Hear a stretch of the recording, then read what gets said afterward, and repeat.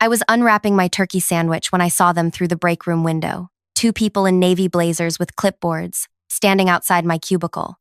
My heart didn't race. It just knew. Tessa Carmichael had finally done it. The compliance officers were rifling through my workspace like they owned it. One was photographing my computer monitor. The other was opening my desk drawers, wearing latex gloves like I was contaminated. I watched them for maybe 30 seconds before walking over. "Find anything interesting?" I asked, keeping my voice steady. The taller officer looked up from my filing cabinet. "Ms. Rodriguez, we're conducting a routine inspection based on reports of workplace violations." Routine. Right. I knew exactly what reports they meant, and I knew exactly who had filed them. Tessa was hovering 3 cubicles away, pretending to organize papers while watching everything unfold. She'd been building this moment for months. "What kind of violations?" I asked. "Unprofessional conduct, systematic errors in client communications, potential safety hazards in workspace organization." The shorter officer read from his notes without looking at me. "We need to complete this inspection before you can return to your workstation." Before I dive deeper into what happened next, could you please take a few seconds to tell me in the comments where you're listening from, because I want to know where my story is reaching.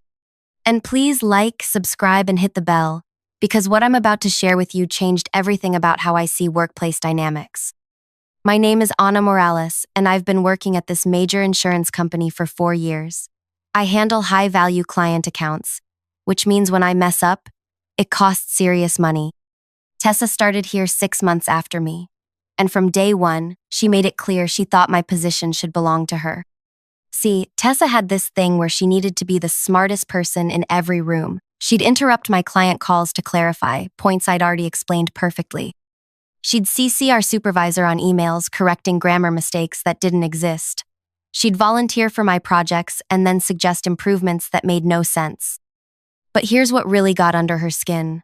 I was quiet about my successes. When I landed a major account, I didn't announce it in team meetings. When clients sent thank you notes, I didn't forward them to the whole department. I just did my work and went home. And that drove Tessa absolutely crazy because she couldn't compete with something she couldn't see. So she started watching me, really watching me. She'd note what time I arrived, when I took breaks, how long my lunch lasted. She'd walk past my desk randomly to see what I was working on. She'd ask seemingly innocent questions about my methods, then suggest I might be doing things wrong. I realized what was happening pretty early on. Tessa wasn't just competitive, she was building a case against me. She needed me to fail so she could succeed. And that's when I decided to give her exactly what she wanted. I started making tiny mistakes. Nothing major, just small inconsistencies that someone obsessively monitoring my work would notice. I'd send an email with Thursday when I meant Friday, then catch it an hour later and send a correction. I'd file something in the wrong folder, then move it the next day. I'd use effect instead of effect in internal memos, then fix it during proofreading. These weren't real errors, they were breadcrumbs. And Tessa devoured every single one. She started keeping a folder. I know because she left it open on her computer screen when she went to the bathroom, and I happened to walk by. Ana Morales, performance documentation. It was labeled. Inside were printed emails, screenshots of my computer screen, and handwritten notes about my patterns of incompetence. While Tessa was building her little prosecution file, I was working on something else entirely, something that would matter when the moment came. I started keeping a gratitude journal, not for any official purpose, just a personal practice I'd heard about in a productivity podcast. Every evening before leaving work, I'd write down 3 good moments from my day. A client who thanked me for solving their problem, a coworker who helped me with a difficult calculation, a supervisor who complimented my presentation. Just simple, genuine appreciation for the positive interactions that made my job worthwhile. I kept this journal in my desk drawer right next to my regular work supplies. Nothing hidden or secret about it. Just a small leather notebook where I recorded moments of professional gratitude. The entries were honest and specific. Daniel Cho from accounting stayed late to help me understand the new billing software. His patience made a frustrating day so much better. Client Mrs. Patterson called just to say how much she appreciated my follow-up on her claim. It's moments like these that remind me why I love this work. Alicia brought coffee for the whole team during our budget meeting. Small gestures like this make our workplace feel like a community. Month after month, I filled pages with these observations. Every person who showed kindness, professionalism, or excellence earned a mention. Every positive interaction, no matter how small, got documented with the date and a brief description of what made it meaningful. What I didn't realize at the time was that I was creating an accidental audit of workplace relationships. As I wrote these entries, a pattern emerged that I hadn't noticed before. Some people appeared constantly. Daniel Cho from accounting showed up dozens of times for his helpful explanations and collaborative spirit. Alicia from human resources earned frequent mentions for her thoughtful gestures and professional guidance. Even our strict supervisor, Mr. Walsh, appeared regularly for his clear feedback and fair treatment of the team. But one name never appeared. Not once. In 18 months of gratitude journaling, through hundreds of entries documenting positive workplace interactions, Tessa Carmichael had never done a single thing worth acknowledging. Not one helpful gesture. Not one professional courtesy. Not one moment of genuine collaboration or kindness. I hadn't planned this. I wasn't trying to exclude her. But as I reviewed my journal entries, the truth was undeniable. Tessa had never contributed anything positive to anyone's work experience. She existed in our office like a black hole, consuming energy and attention without generating any warmth or light in return. 6 months after I started the journal, Tessa made her move. It was a Tuesday morning when she requested a meeting with our supervisor and the compliance department. She presented her carefully organized folder of my performance issues and requested a formal investigation into my work quality and professional conduct. Ana Morales has demonstrated a pattern of errors and unprofessional behavior that puts our client relationships at risk, she told them. I've been documenting these issues because I care about our team's reputation and our company's standards. Mr. Walsh listened to her presentation, reviewed her evidence, and agreed to authorize a compliance inspection. Standard protocol required that I be notified, but Tessa specifically requested that the inspection happen while I was at lunch so I wouldn't have the opportunity to prepare my workspace or hide evidence of violations. And that's how I ended up watching 2 compliance officers search through my belongings while I stood there with half a turkey sandwich, knowing that everything was about to change. The officers were thorough. They photographed my computer screen, which showed a perfectly organized client management system. They examined my filing cabinet, which contained meticulously labeled folders in alphabetical order. They reviewed my email correspondence, which demonstrated clear, professional communication with both internal teams and external clients. And then the shorter officer opened my desk drawer. "What's this?" he asked, pulling out my gratitude journal. "Personal notes," I said. "Just some thoughts about work." He flipped through a few pages, reading quietly. Then he looked at his partner and nodded toward something I couldn't see. They were having a silent conversation with their eyes. "Miss Rodriguez," the taller officer said, "would you mind if we reviewed this notebook more thoroughly? It appears to contain workplace observations that might be relevant to our investigation." "Of course," I said. "Take all the time you need." What happened next was something I'll never forget as long as I live. The officers sat down at my desk and began reading my journal from the beginning. They weren't scanning quickly. They were studying each entry carefully, sometimes pointing at specific passages and whispering to each other. 5 minutes passed, then 10, then 15. Other people in the office started noticing. Work conversations quieted as colleagues realized something significant was happening at my cubicle. Tessa moved closer, trying to see what the officers were reading that held their attention so completely. After 20 minutes, the shorter officer looked up at me with an expression I couldn't quite read. "Ms. Rodriguez," he said slowly, "how long have you been keeping this journal?" "About 18 months, I replied. "And these entries are all authentic? You're not exaggerating or fabricating positive interactions for any particular purpose?" The question surprised me. "No, of course not. Those are just genuine moments of appreciation. I write them down because focusing on positive experiences helps me enjoy my work more." The officers exchanged that look again. Then the taller one stood up and walked over to where Tessa was pretending to organize files. "Miss Carmichael," he said, "could we speak with you privately for a moment?" I watched Tessa's face change as she realized this wasn't going according to her plan. The officers weren't arresting me or confiscating my computer. They were asking to speak with her. The three of them walked into the small conference room at the end of our floor. Through the glass walls, I could see them talking, but I couldn't hear what was being said. Tessa's expression shifted from confident to confused to something that looked like panic. They were in there for almost 30 minutes. When they finally emerged, Tessa looked like she'd been crying. The officers returned to my desk, where I'd been sitting quietly, answering emails and trying to process what was happening. "Ms. Rodriguez," the shorter officer said, "after reviewing the evidence presented to us and conducting our own examination of your workspace and documentation, we're closing this investigation with no findings of misconduct or policy violations." Relief flooded through me, but I could tell there was more to say. "However," the taller officer continued, "we do want to discuss some concerns that came to light during our review." He opened my gratitude journal to a page near the middle and showed it to me. "In 18 months of documenting positive workplace interactions, you've mentioned 63 different people by name. Colleagues, supervisors, clients, vendors, security guards, cleaning staff, 63 people who made your work experience better in some way." I nodded, not sure where this was going. "Ms. Carmichael's name appears 0 times in your journal." The words hung there between us.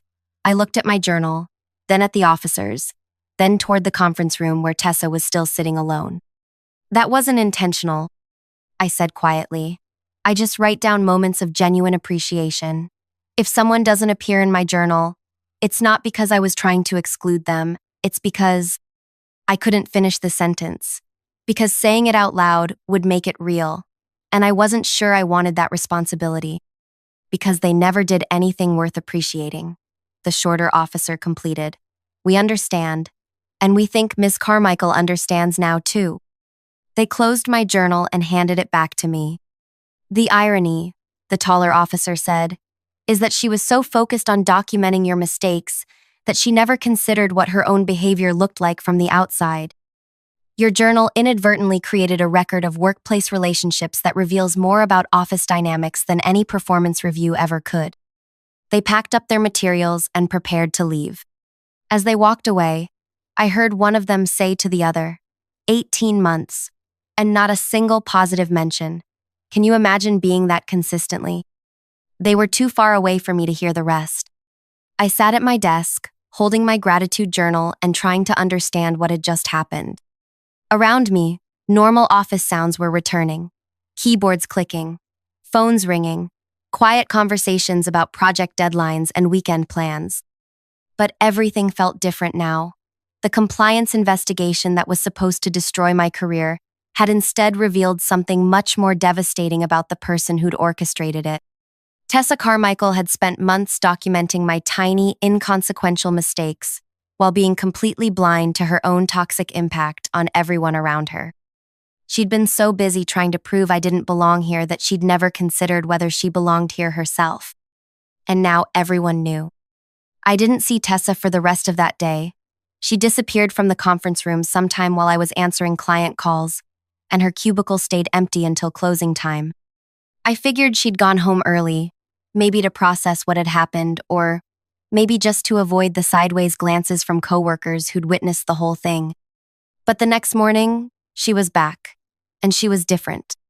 Tessa arrived exactly at 9 o'clock, said quiet hellos to people who greeted her, and sat down at her computer without her usual performance of bustling importance. No dramatic sighs about her workload. No loud phone conversations meant to demonstrate her expertise. No walking around the office offering unsolicited advice about other people's projects. She just worked, quietly, like the rest of us. I thought maybe the compliance investigation had given her some perspective. Maybe she'd realized how her behavior looked to others and decided to change. Maybe this whole nightmare was actually going to have a positive ending where we all learned something about workplace communication and moved forward professionally. I was so naive. The real story started unfolding 3 days later, when Daniel Cho from accounting stopped by my desk during his afternoon coffee run. "Hey, Anna," he said, keeping his voice low. "Can I ask you something kind of weird?" "Sure," I said, saving the client report I was working on. "Did you know that Tessa has been asking people about your journal?" My heart started beating faster. "What do you mean?" "She cornered me yesterday in the break room. Started asking if I knew you were writing about people at work, whether I thought that was professional, whether I was comfortable with my personal interactions being documented without my consent." I felt something cold settle in my chest. "What did you tell her?" I told her the truth, that I think it's nice someone notices when people are helpful or kind. But Anna, she's not just asking me. She's talking to everyone. Alicia, Mr. Walsh, even people from other departments. Daniel Cho glanced around to make sure no one was listening, then leaned closer. "She's trying to make your journal sound creepy, like you're spying on people or building some kind of surveillance file. She's telling people that documenting workplace interactions without consent could be a privacy violation or harassment." The realization hit me like a truck. Tessa wasn't learning from what happened. She was doubling down. She couldn't accept that the compliance investigation had revealed her own toxicity, so she was trying to turn my gratitude practice into something sinister. Has anyone seemed convinced by what she's saying?" I asked. Daniel Cho shook his head. "Not really. Most people think she's reaching. But Anna, she's persistent, and she's good at planting seeds of doubt. You know how she operates." I did know. This was exactly Tessa's pattern. When direct confrontation failed, she'd switch to subtle manipulation. She'd turn my moment of vindication into a new weapon against me. That afternoon, I decided to test Daniel Cho's warning. I paid attention to how people interacted with me. Were conversations shorter than usual? Did anyone seem uncomfortable or guarded? At first, everything seemed normal, but by the end of the week, I started noticing small changes. Alicia from Human Resources, who usually stopped by my desk for friendly chats, suddenly seemed busy whenever I approached her workspace. Mr. Walsh's responses to my emails became more formal, less warm. Even the security guard who normally exchanged pleasantries during my morning arrivals just nodded politely without his usual smile. Tessa was poisoning my relationships one conversation at a time. I realized I had two choices. I could confront this directly, march into Mr. Walsh's office and explain what Tessa was doing, but that would make me look defensive and paranoid. It would confirm her narrative that I was overly focused on workplace dynamics and personal relationships. Or I could do something else entirely. I decided to give Tessa exactly what she wanted, but not in the way she expected. The next Monday morning, I sent an email to my entire department with the subject line, "Personal Journal, Transparency and Consent." The message was simple. "Hi, everyone. Some of you may have heard that I keep a personal gratitude journal where I occasionally note positive workplace interactions. I want to be completely transparent about this practice and ensure everyone is comfortable with it. The journal is purely personal, a way for me to focus on positive moments in my workday. It's never been shared with supervisors or used for any professional purpose. However, I understand that some people might feel uncomfortable having their kindness or professionalism noted in someone else's private writings. If you would prefer that I not include any interactions with you in my personal journal, please let me know. I will absolutely respect that preference, and it won't affect our working relationship in any way. I value all of you as colleagues and want everyone to feel comfortable with how we interact professionally. Best regards, Anna." I sent the email and waited. Within an hour, my inbox started filling with responses, but they weren't what I expected. Alicia was the first to reply. "Anna, I had no idea you were writing about positive moments at work, but I think that's wonderful. Please don't stop including me. It makes me happy to know that small gestures matter to people." Then Daniel Cho, "Keep writing. If more people focused on appreciation instead of complaints, this would be a much better place to work." Mr. Walsh sent a longer response. "Anna, your gratitude practice sounds like an excellent way to maintain a positive perspective in a demanding work environment. I appreciate your transparency and professionalism in addressing this matter directly." One by one, my colleagues responded with support, curiosity, and encouragement. Several people asked if I had any tips for starting their own gratitude practices. Others shared stories about how small acts of workplace kindness had impacted their own careers. By the end of the day, I had 37 responses. 36 of them were positive, supportive, and grateful to be included in my journal. One person didn't respond at all. Tessa's silence was deafening. While everyone else was celebrating the idea of workplace gratitude and mutual appreciation, she couldn't bring herself to engage with the conversation. Because engaging would require her to acknowledge that she'd been wrong about my journal, wrong about my motivations, and wrong about how our colleagues would react. But the most devastating part was yet to come. Over the next week, something beautiful started happening in our office. People began practicing gratitude more openly. Alicia started leaving thank you notes on people's desks when they helped her with projects. Daniel Cho brought cookies to share with the team and included a note about how much he appreciated working with all of us. Mr. Walsh began opening team meetings by acknowledging someone who'd gone above and beyond that week.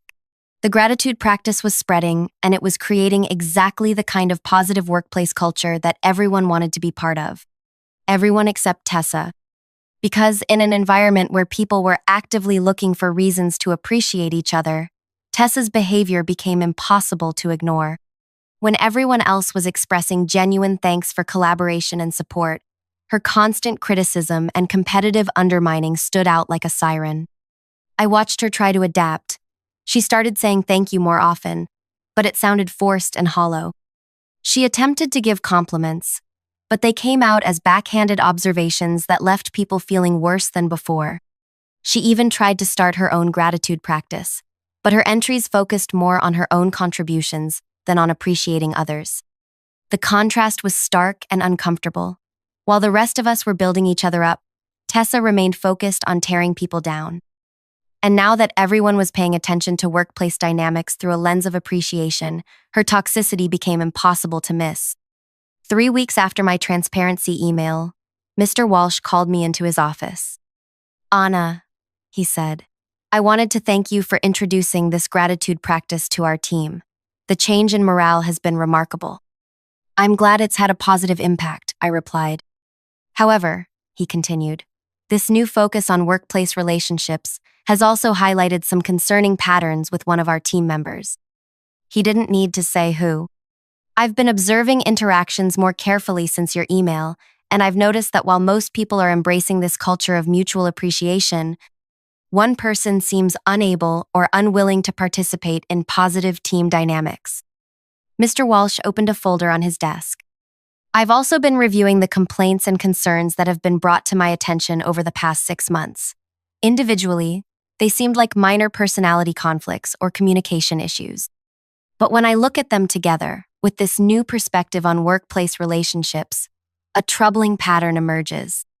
He showed me a list of incidents. All of them involved Tessa creating conflict, undermining colleagues, or disrupting collaborative efforts.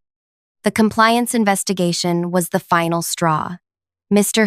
Walsh said, using company resources to pursue a personal vendetta against a colleague is unacceptable, but what really concerns me is the systematic nature of these behaviors." He closed the folder and looked at me directly. "Anna, I want you to know that your gratitude practice didn't just improve our team culture. It also gave us a framework for understanding what positive workplace relationships look like. And once we could see what positive looks like, the negative became impossible to ignore." I sat there absorbing what he was telling me. "Tessa has been moved to a different department," he continued. "One where her individual contributions can be valued without the need for extensive team collaboration. It's not a demotion, but it is a recognition that she's not suited for our collaborative environment." I felt a strange mix of relief and sadness. Relief that the toxic dynamic was finally being addressed. Sadness that it had come to this. "The irony," Mr. Walsh said, "is that Tessa's own investigation into your work quality led us to discover that you're one of our most valued team members. The gratitude journal she tried to use against you actually demonstrated how much respect and appreciation you've earned from everyone in this organization." He was right. My simple practice of writing down positive moments had become a mirror that reflected everyone's true workplace character. And in that mirror, Tessa had been forced to see exactly what she'd become. 2 months later, I heard through office gossip that Tessa had requested a transfer to our company's branch office in another state. A fresh start, they said.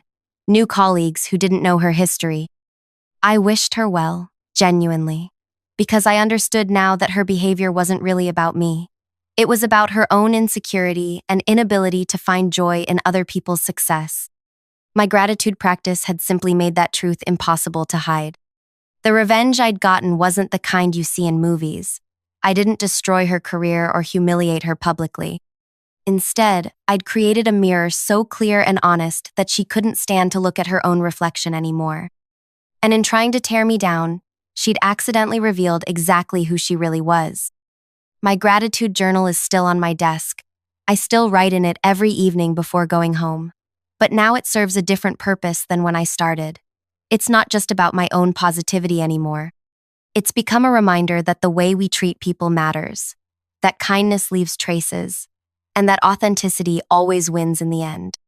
Sometimes the best revenge isn't about making someone pay for what they did to you.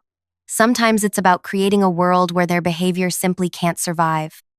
If this story resonated with you, if you've ever dealt with a toxic colleague or found yourself questioning your own worth because of someone else's insecurity, please let me know in the comments. Share your own experiences with workplace dynamics, gratitude practices, or moments when truth revealed itself in unexpected ways. And if you want to hear more stories about navigating difficult people and finding authentic ways to protect your peace, please like this video and subscribe. Your support means everything to me, and knowing that these stories help people feel less alone in their struggles makes every difficult moment worth sharing. The scalding coffee hit my skin at exactly 10:17 a.m. on Tuesday. The ceramic mug shattered against the conference table next, sending shards skittering across my presentation materials. My light blue shirt clung to my chest, steam rising as 23 pairs of stunned eyes locked onto me. "You manipulative witch!" she screamed, standing over me with rage contorting her features. I'd never met Iris before, but I instantly knew who she was. Her wedding ring matched the one on my boss Leo's finger, and her designer outfit screamed executive spouse at the company's quarterly review I'd been leading. "This is what happens when you try to make my husband look incompetent." Iris grabbed my water glass next, but Leo lunged forward, catching her wrist. "Stop it! What are you doing here?" he hissed, face ashen as board members and senior staff froze in shocked silence. I remained seated, despite the burning sensation spreading across my chest and stomach. With deliberate calm, I reached for the conference phone, pressed the security extension, and said, "This is Penny Wilson. We need assistance in the main conference room immediately." I disconnected and looked directly at Leo, whose expression had transformed from shock to something darker, fear. "Someday," I said softly, holding his gaze, "you'll thank me for this." The color drained from his face. He knew exactly what I meant. As security arrived to escort the still screaming Iris from the room, I dabbed ineffectually at my soaked clothing with napkins from the refreshment table. Company President Vince Temple recovered first, clearing his throat. "I think we should take 15 minutes, he announced. "Penny, there's a company store on the first floor if you need. I keep spare clothes in my office," I responded, rising from my chair with as much dignity as possible. "I'll be back to finish my presentation." Only when I reached the hallway did I allow myself a slight tremble in my hands. The elevator ride to my floor was mercifully empty. Inside my office, I locked the door and peeled off the coffee-soaked shirt, wincing at the angry red skin beneath. My emergency outfit, a simple black dress kept for unexpected client meetings, would have to do. As I changed, I caught my reflection in the small mirror on my wall. My face appeared calm, but my eyes told a different story. This public humiliation was just the latest chapter in an orchestrated campaign to break me. The coffee attack wasn't random. Iris had chosen today because she knew what was in my presentation. Leo had told her what I'd discovered, but they didn't know everything I knew. I returned to the conference room exactly 12 minutes later. The whispers stopped as I entered. My slides were still projected on the screen, paused at the budget analysis section that had triggered Iris's outburst. "I apologize for the interruption," I said, taking my position at the head of the table. Leo sat with his shoulders hunched, phone clutched in his hand. "As I was saying before the incident, our division has exceeded quarterly targets by 17%, despite significant resource allocation challenges. I clicked to the next slide, the one Iris had tried to prevent me from showing. This chart represents budget distribution across all projects under our division. As you can see, there's a recurring expense category labeled Strategic Consulting that accounts for nearly 30% of our total budget. Leo's knuckles whitened around his phone. When investigating this expense, I continued, I was unable to find corresponding deliverables or even basic vendor information. President Temple, since you authorized our budget initially, I wanted to ask if you received any reports from this consultant. All eyes turned to Vince, whose brow furrowed. I don't recall approving any external consultants for your division, he said. The room temperature seemed to drop 10 degrees. That's because it was classified, Leo interjected, his voice steadier than his complexion suggested. Special project. Need, to, no basis. Then perhaps you could enlighten us now, I suggested, since it's consuming nearly a third of our resources. Leo glanced at his phone, then toward the door. I think, after what just happened, we should postpone this portion. My wife is clearly unwell, and I need to. Your wife seemed very concerned that I was making you look incompetent, I interrupted. But these numbers speak for themselves. Either explain this expense or I'll need to recommend a formal audit. If you're finding this story of workplace betrayal intriguing, please hit like and subscribe for more unbelievable true accounts of professional revenge. Trust me, what happens next in this boardroom will leave you speechless. My name is Penny Wilson. Until 3 months ago, I was just another team manager at Dynamic Developments. I grew up in a small town in Michigan, raised by a single mother who taught high school math and coached volleyball on weekends for extra money. We weren't poor, but every dollar mattered. Mom instilled 2 principles in me: honesty and persistence. Truth eventually surfaces, she'd say, if someone cares enough to keep digging. I carried those values into my career. After college, I worked my way up from entry level to managing a team of 14 talented people. When I earned my promotion to division lead, Leo had been my biggest supporter. He'd mentored me, invited me to strategy sessions, even introduced me to clients as the future of this company. Everything changed when President Temple started noticing my work. First, it was small comments. Excellent analysis, Penny, or that approach might work company-wide. Then came an invitation to present directly to the board without Leo. That's when his attitude transformed. Morning meetings became interrogations. Why haven't you completed the Thompson proposal? He'd demand. Though we'd agreed it wasn't due for weeks, projects would mysteriously disappear from shared drives. Team members reported receiving conflicting instructions from him, contradicting my directives. I tried addressing it directly. Is everything okay between us? I asked during a private lunch. Of course, he'd replied with a smile that didn't reach his eyes. Just keeping you on your toes. That's what a good mentor does. 2 weeks later, I overheard him telling another manager, Penny's technically skilled, but lacks vision. Classic middle management material at best. The systematic undermining continued for months. Then came the budget discrepancies. Small at first, expenses that didn't quite match our actuals, resources allocated, then suddenly unavailable. When I inquired, Leo dismissed my concerns. Accounting errors, he'd say. I'll handle it. I might have let it go, if not for Denise, our division accountant. She stopped by my office late one evening, closing the door behind her. Something weird is happening with our numbers, she whispered, sliding a folder across my desk. I'm supposed to process these payments to a consulting group I've never heard of. No contract, no deliverables. Just a monthly invoice, Leo approves. The folder contained payment records totaling over $600,000 in the past year. Have you asked him about it? I questioned. Denise bit her lip.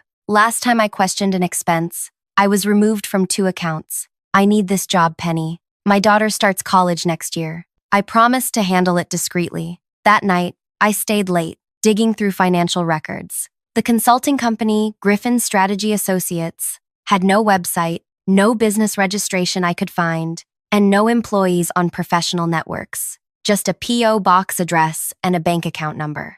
The quarterly review was my opportunity to bring these discrepancies to light. I prepared meticulously, gathering evidence, building a presentation that highlighted our team's successes while revealing the mysterious budget drain. The morning of the presentation, Leo appeared unusually calm. Big day, he remarked, leaning against my office doorway. You ready? Absolutely, I replied, not mentioning the financial slides. Good, good. He nodded. Just remember, some things look suspicious without proper context. Always best to discuss concerns privately before going public. It was a warning. He knew what I'd found. As I entered the conference room that morning, I noticed Leo texting frantically. Now I understood who was on the receiving end of those messages. The board members listened attentively as I detailed our division's achievements. When I reached the financial section, Leo had tried interrupting several times before Iris burst in with her coffee assault. Now, standing in my backup black dress, I watched Leo squirm as President Temple demanded answers about the mysterious consulting expenses. It's a specialized market research initiative, Leo claimed, exploring potential expansion opportunities. Without deliverables? I questioned. The research is ongoing, he insisted. These investigations take time. Strange that a company with no website or employees would be conducting such valuable research, I remarked. President Temple's expression hardened. Leo, I want documentation for this consultant on my desk by end of day. Every invoice, every report, every email. Leo nodded stiffly. Of course. There's just been a misunderstanding. And an assault, added Temple, which we'll address separately. Penny, please continue your presentation. I completed my slides, aware of Leo's growing agitation. When the meeting adjourned, he cornered me by the elevator. You have no idea what you've done, he growled, close enough that only I could hear. This isn't about money. There are things you don't understand. Enlighten me then, I challenged. Not everything is black and white, Penny. Sometimes good people make desperate choices. His expression softened momentarily. If you knew the whole story. The elevator arrived and I stepped inside. Then tell me the whole story. It's too late for that now, he responded, his voice hollow as the doors closed between us. That evening, my cell phone rang with an unfamiliar number. Is this Penny Wilson? A female voice asked, tight with emotion. Yes, who's calling? This is Iris. We need to talk. Meet me at Crestview Park in 1 hour. Iris continued, her voice unsteady. Come alone. I should have refused. Meeting my boss's wife after she'd assaulted me was objectively unwise. Yet curiosity overrode caution. The park was nearly empty at dusk, just a few joggers circling the path. Iris sat on a bench overlooking the pond, sunglasses hiding her eyes despite the fading light. Her hands trembled slightly as she clutched an expensive purse. Thank you for coming, she said as I approached, her voice lacking the fury from earlier. I owe you an apology. I remained standing, maintaining distance. An apology would be appropriate. The coffee, it was inexcusable. She removed her sunglasses, revealing reddened eyes. I'm not typically violent, yet you felt compelled to assault me during a business meeting. Iris glanced around nervously. Leo told me you were trying to destroy him, that you discovered his arrangement, and planned to expose him publicly instead of discussing it privately. The arrangement being hundreds of thousands in company funds diverted to a fake consulting firm? She flinched. It's not what you think. Then what is it? Iris stared at the pond for a long moment. Our son, Julian, he has problems. Addiction issues that spiraled out of control. He needed specialized treatment. Our insurance wouldn't cover it, and the cost was astronomical. I processed this information cautiously. So Leo stole company money for medical treatment? It started that way, she admitted. Julian was in trouble with dangerous people, gambling debts. They threatened him, threatened us. Leo thought it would be a one-time thing, just enough to get Julian into rehab and pay off what he owed. But it continued for over a year, I noted. Her shoulders sagged. Julian relapsed, multiple times. Each time, the costs grew. And Leo, he got comfortable with the arrangement, started using the money for other things. Our vacation home, my shopping. He said he deserved it, after all his contributions to the company. The pieces were aligning, but something felt off. Why are you telling me this? Because I need your help, she whispered. Julian doesn't know his father stole for him. If this becomes public, it will destroy him. He's 6 months sober now. Please, we can make this right. How exactly? Leo can replace the money. We'll sell the vacation property. I have jewelry, investments. Give us time to fix this quietly. I studied her pleading expression. Where is Julian now? At our home. He moved back in after his last treatment. I'd like to meet him, I said. Alarm flashed across her face. Why? Because I need to understand what I'm potentially protecting. She hesitated, then nodded. Tomorrow evening. Come to our house at 7. As I turned to leave, Iris called after me. Penny, Leo isn't a bad person. He just made mistakes trying to protect his family. I paused. Good people can do terrible things, Iris. That doesn't make the things less terrible. The next morning, I arrived at work to find Leo waiting by my office. His usual confident demeanor had crumbled, replaced by a haggard, sleepless look. Iris told me you're coming over tonight, he said, following me inside. That's right. Before you do, I want to explain the situation more clearly. He closed my door. Yes, I diverted company funds. Yes, it was wrong. But my son needed treatment for addiction issues and was in danger from gambling debts. I finished. Iris covered that part. Then you understand why I did it? I understand your justification. That doesn't make embezzlement acceptable. Leo's expression hardened. Easy moral judgment from someone who's never faced impossible choices. If it were your child, don't, I interrupted. Don't attempt to normalize theft by appealing to my emotions. What do you want, Penny? Money? Promotion? Name it. I regarded him coolly. I want to meet Julian. Then I'll decide what happens next. Leo ran his hand through his disheveled hair. Fine. 7 o'clock. But understand something. I will protect my family at any cost. The threat hung between us as he left. Throughout the day, I received numerous texts from unknown numbers. Back off if you know what's good for you. Some secrets should stay buried. Everyone has skeletons. We'll find yours. By afternoon, President Temple summoned me to his office. Penny, I received concerning information about you today, he began, his expression grave. Anonymous allegations of falsified reports and personal vendettas. Let me guess, they claim I'm targeting Leo out of professional jealousy? Temple studied me. Something like that. They also provided documents suggesting you approved the consulting arrangement last year. My stomach tightened.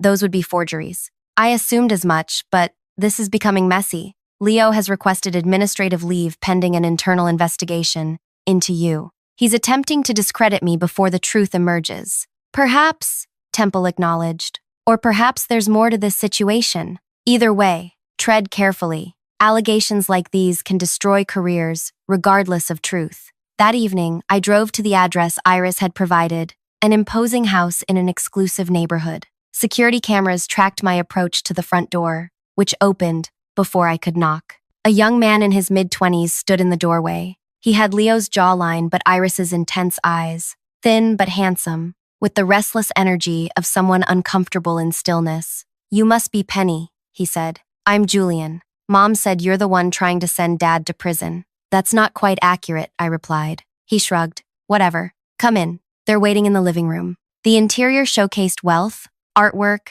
designer furniture, and a wall of family photographs displaying their perfect life. Julian in graduation robes, Julian on ski slopes, Julian between proud parents at various life milestones. Leo and Iris sat tensely on a sofa, watching as I entered. Thank you for coming, Iris said formally. Would you like something to drink? No, thank you. I took a seat facing the family. I appreciate you allowing this meeting. Julian dropped into an armchair, leg bouncing nervously. So let's cut to it. My parents say you discovered Dad's creative accounting and now hold our future in your hands. Julian, Leo warned. What? That's what this is, right? She knows Dad siphoned company money, supposedly for my rehab. Julian's bitter laugh surprised me, the great irony being that I never went to the treatment center they claim. Iris gasped. Leo's face paled. What are you talking about? Iris demanded. We spent hundreds of thousands on your recovery. Julian's eyes narrowed.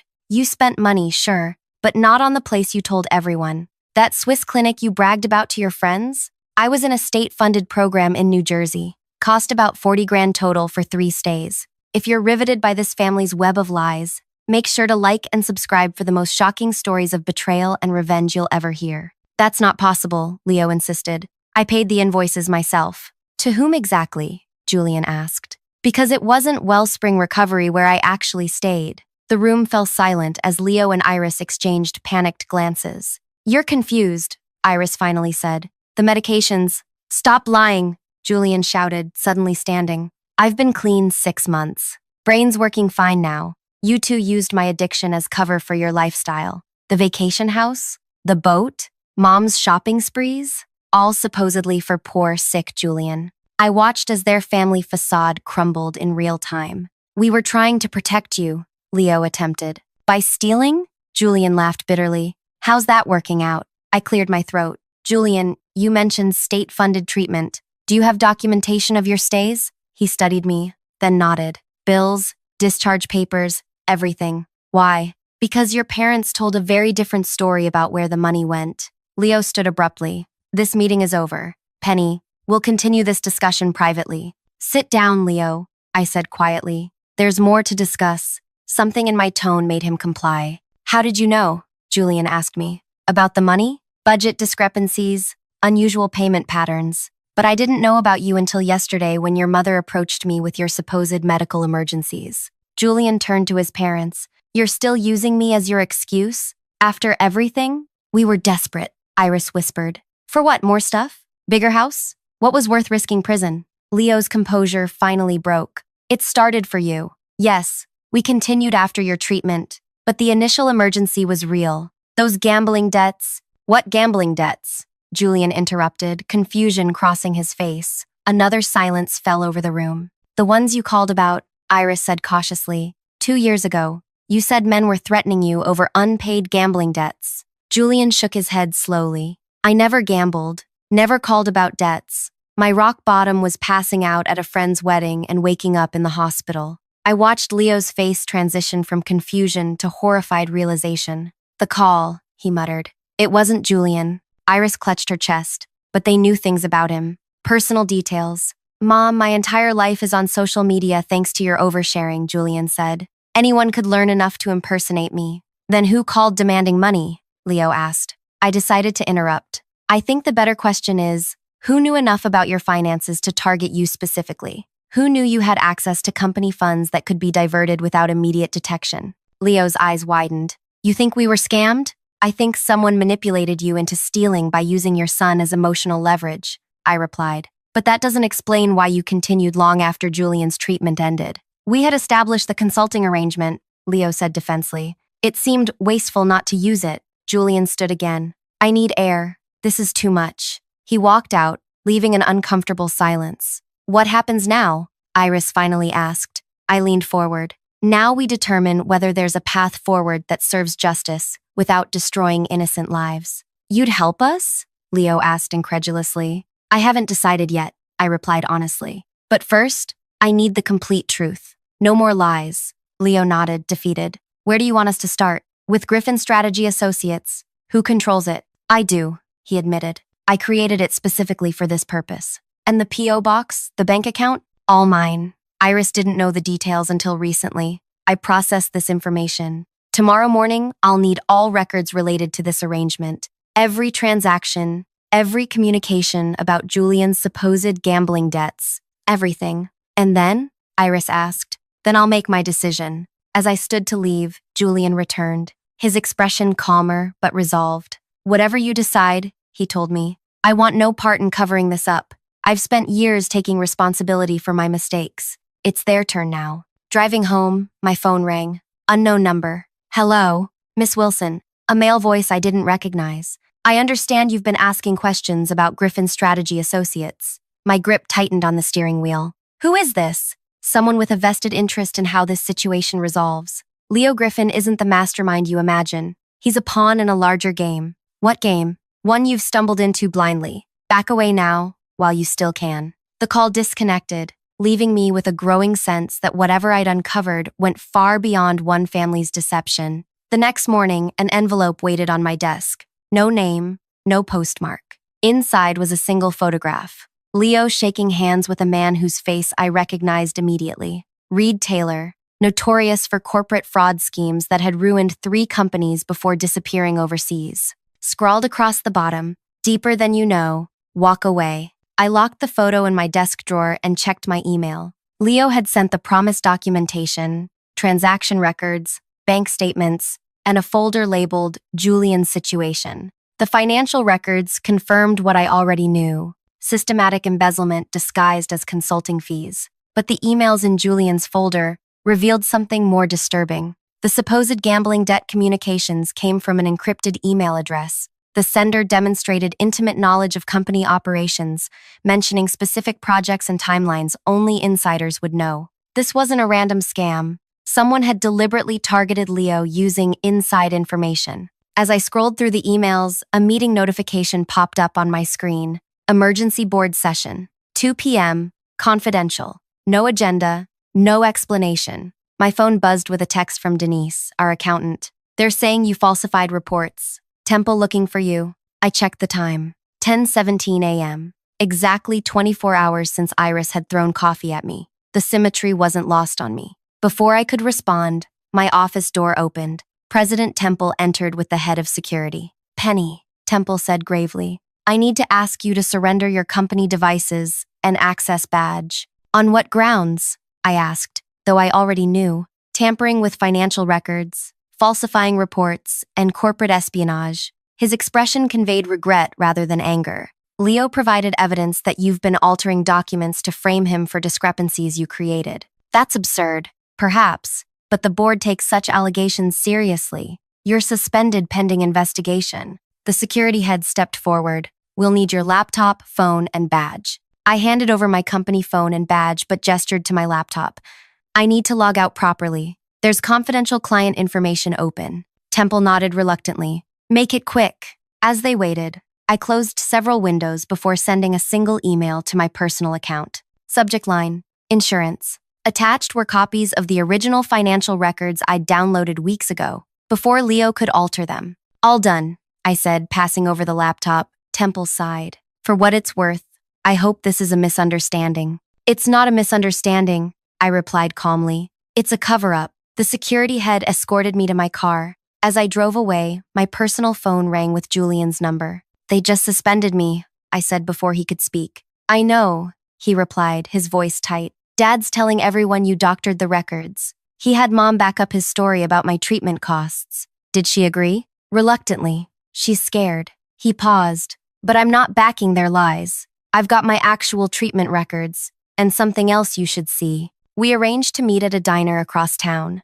Julian arrived looking harried, a manila folder clutched in his hand. I went through their home office last night after you left, he explained, sliding into the booth. Found these in Dad's desk safe. The folder contained partnership agreements between Leo and Reed Taylor, dating back 3 years. They outlined a sophisticated scheme. Reed would provide access to offshore accounts where embezzled funds could be hidden. Leo would supply insider information about the company for Reed's investment strategies. There was never any scammer threatening me, Julian said bitterly. Dad and this Reed guy cooked up that story as cover. They needed a sympathetic reason for the initial thefts. They used your addiction as misdirection, I confirmed. But why involve your mother in the lie? Because Mom would never have agreed to outright theft. But for me, he shook his head. She'd rationalize anything if it was supposedly for my benefit. I studied the documents. These prove conspiracy, but they don't explain how Leo falsified records to frame me. Maybe this helps.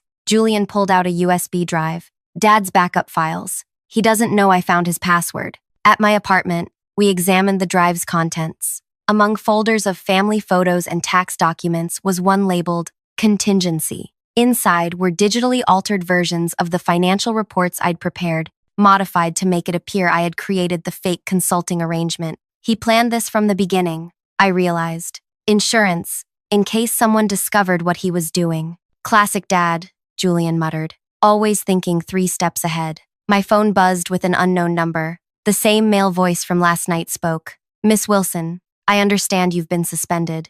Who is this? I demanded. Someone with similar interests. Check your email. The line disconnected. My inbox contained a message from an anonymous address with an audio file attached. The recording was a conversation between Leo and Reed Taylor, discussing how to handle the Penny problem. She knows too much, Leo's voice said. The suspension buys us time, but we need more permanent solutions. Remember our agreement, Reed replied. No unnecessary complications. She's already a complication. If she connects us, everything falls apart. The recording ended there. Julian stared at me, face pale. What does permanent solutions mean? He asked. Nothing good, I replied, thinking quickly. Julian, I need you to go somewhere safe. A friend's house, a hotel, somewhere your parents won't look. What about you? I'm going to finish what I started. After Julian left, I assembled everything I'd gathered. The original financial records, Leo's partnership agreements with Reed, the altered documents meant to frame me, and the recorded conversation. I created multiple digital copies, storing them in secure locations. Then I called President Temple's private number. Penny, he answered cautiously. I can't discuss your situation until the investigation. I'm not calling about my suspension, I interrupted. I'm calling about the emergency board meeting at 2. A pause. How did you know about that? Because Leo scheduled it to officially present his case against me. But before that happens, you need to see what I've found. Temple hesitated. This isn't appropriate. Neither is conspiracy, fraud, and embezzlement involving external criminal organizations. I have proof, not just of Leo's theft, but of who he's working with. Another pause. 30 minutes. My office at the Westside Athletic Club. Come through the service entrance. I grabbed my evidence and headed out, constantly checking my mirrors for followers. The athletic club was nearly empty mid-morning. Temple waited in a private meeting room, expression guarded. This better be substantial, he warned as I unpacked my documents. For the next 20 minutes, I laid out the evidence methodically. The financial discrepancies, Julian's actual treatment records versus the claimed expenses, the partnership with Reed Taylor, and finally, the recording discussing permanent solutions. Temple's expression grew progressively grimmer. When I finished, he sat silently for a long moment. If this is authentic, he finally said, it's beyond internal discipline. This is criminal. It's authentic, I confirmed. Julian is willing to testify about his parents' fabrications regarding his treatment. Temple pinched the bridge of his nose. The board meeting. Is Leo's attempt to bury this permanently by destroying my credibility? He nodded slowly. What do you propose? Let the meeting proceed as planned.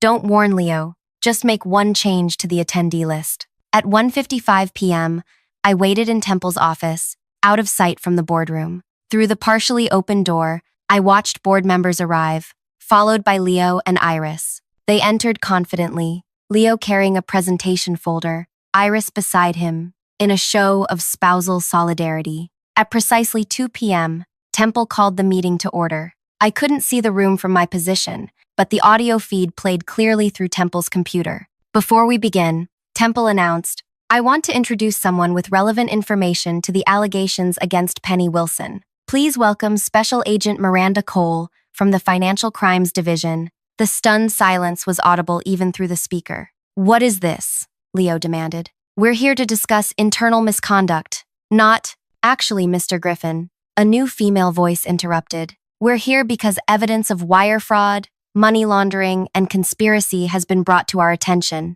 This is outrageous, Iris protested. We came here about Penny Wilson's falsification of company records. Those records weren't falsified, Temple replied calmly. At least, not by Penny. The boardroom door opened, and Julian walked in. Julian? Iris gasped. What are you doing here? Telling the truth, Mom, he responded, his voice carrying clearly through the audio feed. About my actual treatment, about Dad's partnership with Reed Taylor, about all of it. The moment had arrived, my careful plan unfolding exactly as designed. When I discovered Leo's embezzlement 2 months ago, I hadn't confronted him immediately. Instead, I'd contacted an old college friend who now worked in financial crimes. Together, we'd built a case methodically, gathering evidence while I continued working normally. Iris's coffee attack had accelerated our timeline, but the trap had already been set. The anonymous emails and calls were from investigators monitoring Leo's communications with Reed. My suspension was staged to make Leo believe he'd successfully discredited me, encouraging him to proceed with the board meeting where he planned to destroy my reputation completely. The meeting continued, as Agent Cole detailed the investigation into Leo and Reed's partnership. Board members asked shocked questions. Iris sobbed. Leo grew increasingly desperate, finally shouting accusations about my personal vendetta against him. This is about her mother, he yelled. Tell them, Penny. Tell them why you've been targeting me. I took that as my cue and entered the boardroom. All eyes turned to me. You're right, Leo, I said quietly. This is partly about my mother. See? He turned triumphantly to the board. Personal revenge. My mother worked at Meridian Financial 15 years ago, I continued calmly. She noticed accounting discrepancies and reported them to her supervisor, Reed Taylor. Leo's triumphant expression collapsed. Reed buried her reports, then systematically discredited her until she was fired. She never worked in finance again. I turned to Agent Cole. When I discovered Leo's connection to Reed, everything clicked. Same methods, different company. You set me up, Leo whispered. No, I corrected. I just created an environment where your true character could reveal itself. The embezzlement, the framing, the lies, those were all your choices. Temple stood. I think we've heard enough. The board will cooperate fully with the investigation. Leo, Iris, please surrender your access badges to security. As they were escorted out, Leo paused beside me. You planned this from the beginning, even the coffee incident. The coffee was your wife's inspiration, I replied. But everything else? Yes. From the moment I saw Reed Taylor's name in your emails, this was inevitable. Why not just report me immediately? I smiled slightly. Because my mother taught me something important. It's not enough to expose a thief. You have to ensure they can never steal again. 3 weeks later, the company announced a complete restructuring of the financial oversight system. Leo and Reed faced multiple federal charges. Iris, granted immunity for her testimony, filed for divorce. Julian entered a recovery support program, determined to rebuild his life honestly. As for me, I was appointed interim division head, with a board seat pending. The day of the announcement, Julian stopped by my office. I still can't believe you orchestrated all this, he said, shaking his head in admiration. Not orchestrated, I corrected. I just created the conditions for truth to emerge. The rest was inevitable. He studied me curiously. Was getting justice for your mother worth all this? I considered the question. This wasn't about revenge, Julian. It was about protection. Ensuring what happened to her couldn't happen to anyone else here. Still, he smiled. I bet she's proud. I thought of my mother, who had rebuilt her life without bitterness after losing her career. She taught me that success isn't about titles or money. It's about maintaining your integrity when others abandon theirs. A lesson my parents never learned, Julian observed. But one you still can, I reminded him. As he left, I turned to the window overlooking the city. Sometimes justice requires patience. Sometimes it requires courage. And sometimes it requires 5 simple words in a coffee-soaked conference room. Someday you'll thank me. If this story of patience and carefully orchestrated justice resonated with you, hit that like button and subscribe for more incredible tales of workplace revenge. Share in the comments. Have you ever witnessed someone create their own downfall through deception? The most compelling response gets featured in our next video. You're the biggest threat to this company. Trevor slammed his fist on the conference table, sending water glasses trembling. 40 colleagues froze in their seats as our CEO's voice boomed across the quarterly review meeting. His finger jabbed the air between us like a weapon. Your department is hemorrhaging money. Your leadership is non-existent. And frankly, your continued employment is dragging us all down. The projector hummed in the silence that followed. My presentation, 3 months of market analysis, still displayed on screen behind Trevor's rigid silhouette. My throat closed as I registered what was happening. A public execution. These projections are fantasy, he continued, voice dropping to something more dangerous. The board expects results, not excuses packaged as innovation. Sweat pricked my hairline. Trevor paced now, growing more animated with each accusation. 2 years you've been pushing these fresh approaches. 2 years of declining numbers. The pattern is clear to everyone but you. My colleagues studied their notepads with sudden fascination. Amelia from marketing actually scooted her chair back, as if my failure might be contagious. Perhaps, Trevor smiled thinly. You've been promoted beyond your capabilities.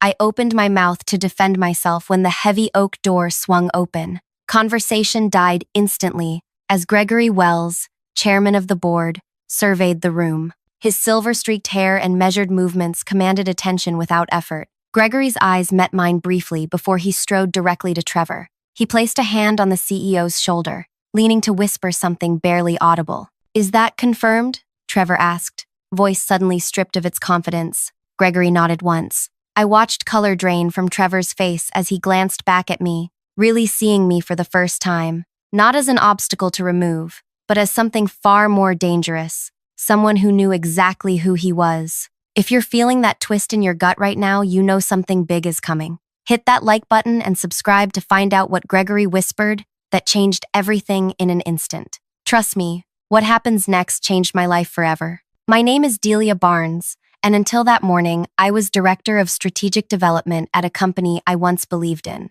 People usually describe me as relentlessly optimistic, the colleague who brings homemade cookies during crunch time and remembers everyone's birthdays. My grandmother raised me on the principle that kindness costs nothing but pays dividends. I believed that. I really did. What most people missed beneath my sunshine exterior was the analytical mind that earned me top honors at business school and 3 promotions in 4 years. My ability to see patterns others missed wasn't just intuition, it was methodical observation. Trevor miscalculated when he assumed my warmth indicated weakness. 6 months before that meeting, I noticed something troubling. Every forward-thinking strategy I proposed was suddenly meeting resistance. Projects that had received preliminary approval were mysteriously defunded. My team watched, bewildered, as our initiatives were systematically dismantled. The market's shifting, Trevor would explain during leadership meetings. We need to focus on established methods with proven track records. Each time I presented data supporting my approaches, Trevor would nod politely, then redirect the conversation. After meetings, decisions would be communicated that contradicted what we'd discussed. My direct appeals were met with patronizing assurances that I didn't see the bigger picture. Meanwhile, Trevor brought in a parade of industry contacts as special advisors, men with outdated ideas who collected substantial consultation fees while contributing little beyond reinforcing Trevor's position. The company culture shifted gradually. Innovative thinking became synonymous with risk. Fear replaced creativity. My team members began requesting transfers. "It's nothing personal," Lynn told me as she cleared out her desk. "But I can see which way the wind's blowing." I stayed late that night, reviewing the pattern forming before me. Something wasn't adding up. Our competitors were evolving while we retreated into outdated practices. Trevor had built his reputation on being forward-thinking, yet now championed approaches he'd previously criticized. My search for answers led me to the quarterly finance reports. Not the polished presentations for leadership, but the raw data. I spent weekends analyzing numbers, tracing money flows, comparing projections against outcomes. That's when I found it. Subtle discrepancies between approved budgets and actual expenditures. Nothing obvious enough to trigger automatic alerts, but together they formed a disturbing pattern. Significant sums diverted through the special advisor program Trevor had established. I needed more information before taking action. Direct confrontation would be career suicide without irrefutable evidence. So I documented everything meticulously, creating backup copies stored securely off-site. As I dug deeper, another puzzle piece emerged. The company had rejected an acquisition of a promising startup last year, a decision that baffled the entire strategy team. 3 months later, that same startup was acquired by a holding company. I traced the ownership structure through public records and discovered connections to Trevor's former college roommate. The morning before the quarterly review meeting, I received an anonymous email. "Check the advisor payment structure against Cayman Registry." The sender's address disappeared when I tried replying. Following that thread revealed offshore accounts linked to shell companies with familiar naming patterns. Trevor wasn't just blocking innovation, he was systematically undermining the company while enriching himself and his network. I arrived at the quarterly review meeting with my standard presentation plus a sealed envelope containing my findings. My plan was to share my market analysis publicly, then request a private meeting with Gregory to hand over the envelope. I never got the chance. Trevor's ambush shifted everything. Now, as Gregory guided Trevor toward the exit for a private word, the room erupted in confused murmurs. My colleagues' expressions ranged from sympathy to calculation as they assessed how my downfall might impact their positions. Amelia approached first. "That was totally unprofessional of Trevor," she whispered, her concern transparently self-serving. "Yesterday, she'd declined my lunch invitation, claiming deadlines. If there's anything I can do..." Gregory returned alone minutes later. "The meeting is adjourned," he announced. "Delia, a word in my office, please." The walk through silent corridors felt eternal. Each step echoed with uncertainty. Had Gregory discovered what I had, or was this simply the formal separation process after Trevor's public condemnation? Gregory's office door closed behind us with a soft click that somehow sounded final.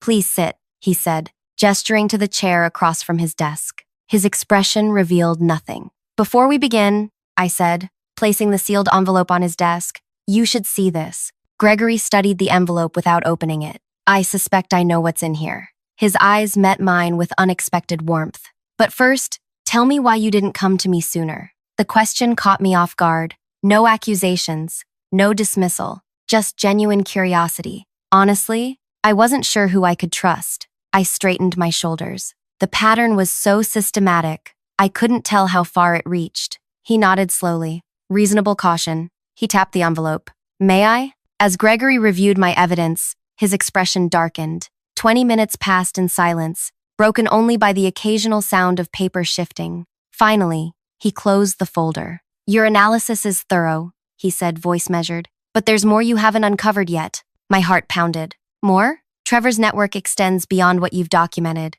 The board has been building its own case for months." He leaned forward. "What puzzles me is why he targeted you so publicly today. It was uncharacteristically reckless." "I received an anonymous tip yesterday," I admitted. "Maybe he discovered I was investigating." Gregory's eyebrows raised. "What exactly did this tip reveal?" "Connections between the advisor payments and Cayman accounts." "That would explain it." Gregory stood, moving to the window. "Trevor must have realized his safety net was unraveling. Creating a public narrative about your incompetence was likely preemptive damage control." My fingers gripped the armrests. "What happens now?" "Officially, nothing. Yet. The board requires irrefutable evidence before confronting Trevor." He turned back to me. "Unofficially, I need someone I can trust on the inside of his operation." "You want me to spy on the CEO?" The words felt surreal leaving my mouth. "I want you to continue doing exactly what you've been doing, observing patterns others miss." Gregory's face remained impassive.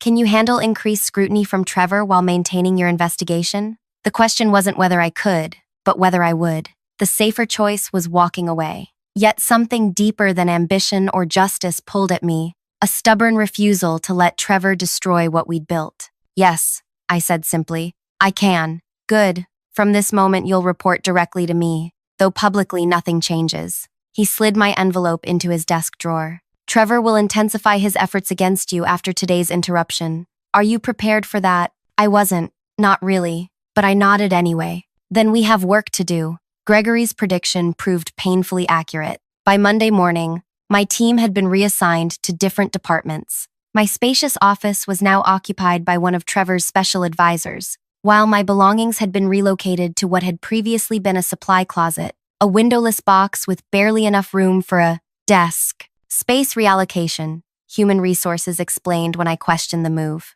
"Strategic departmental restructuring." My access to financial databases was revoked for security protocol updates. Meeting invitations dwindled, then stopped entirely. My emails received delayed responses or none at all. Whispers followed me through the hallways. Former colleagues averted their eyes when I approached. Lunch invitations evaporated. The isolation was calculated and effective. Trevor himself adopted a new strategy: complete dismissal. In the rare instances we occupied the same space, he looked through me as if I were invisible. The message was clear. I was already gone. 2 weeks into this silent war, Wiley from accounting approached me in the break room. At 57, Wiley had survived 3 corporate restructurings and countless leadership changes. His perpetually rumpled appearance belied a razor-sharp mind. "Nasty business, that quarterly review," he murmured, ostensibly focused on selecting a tea bag. "Don't take it personally. Trevor does this periodically, creates scapegoats to distract from underperformance." "Thanks for the perspective," I replied carefully. Wiley glanced around before continuing. "Heard you lost database access. Shame about those legacy systems requiring multiple authorization protocols, almost like they were designed to create backdoor access points." He shuffled away before I could respond, leaving behind a small sticky note with what appeared to be a random series of characters pressed into my palm. That night, I discovered those characters granted temporary access to restricted financial archives. For 3 hours, I documented everything I could find: payment authorizations, fund transfers, consultant agreements, the picture growing clearer with each discovery. Trevor hadn't merely been blocking innovation, he'd been systematically gutting the company's future to inflate short-term profits. His special advisors served as conduits for resources flowing to external ventures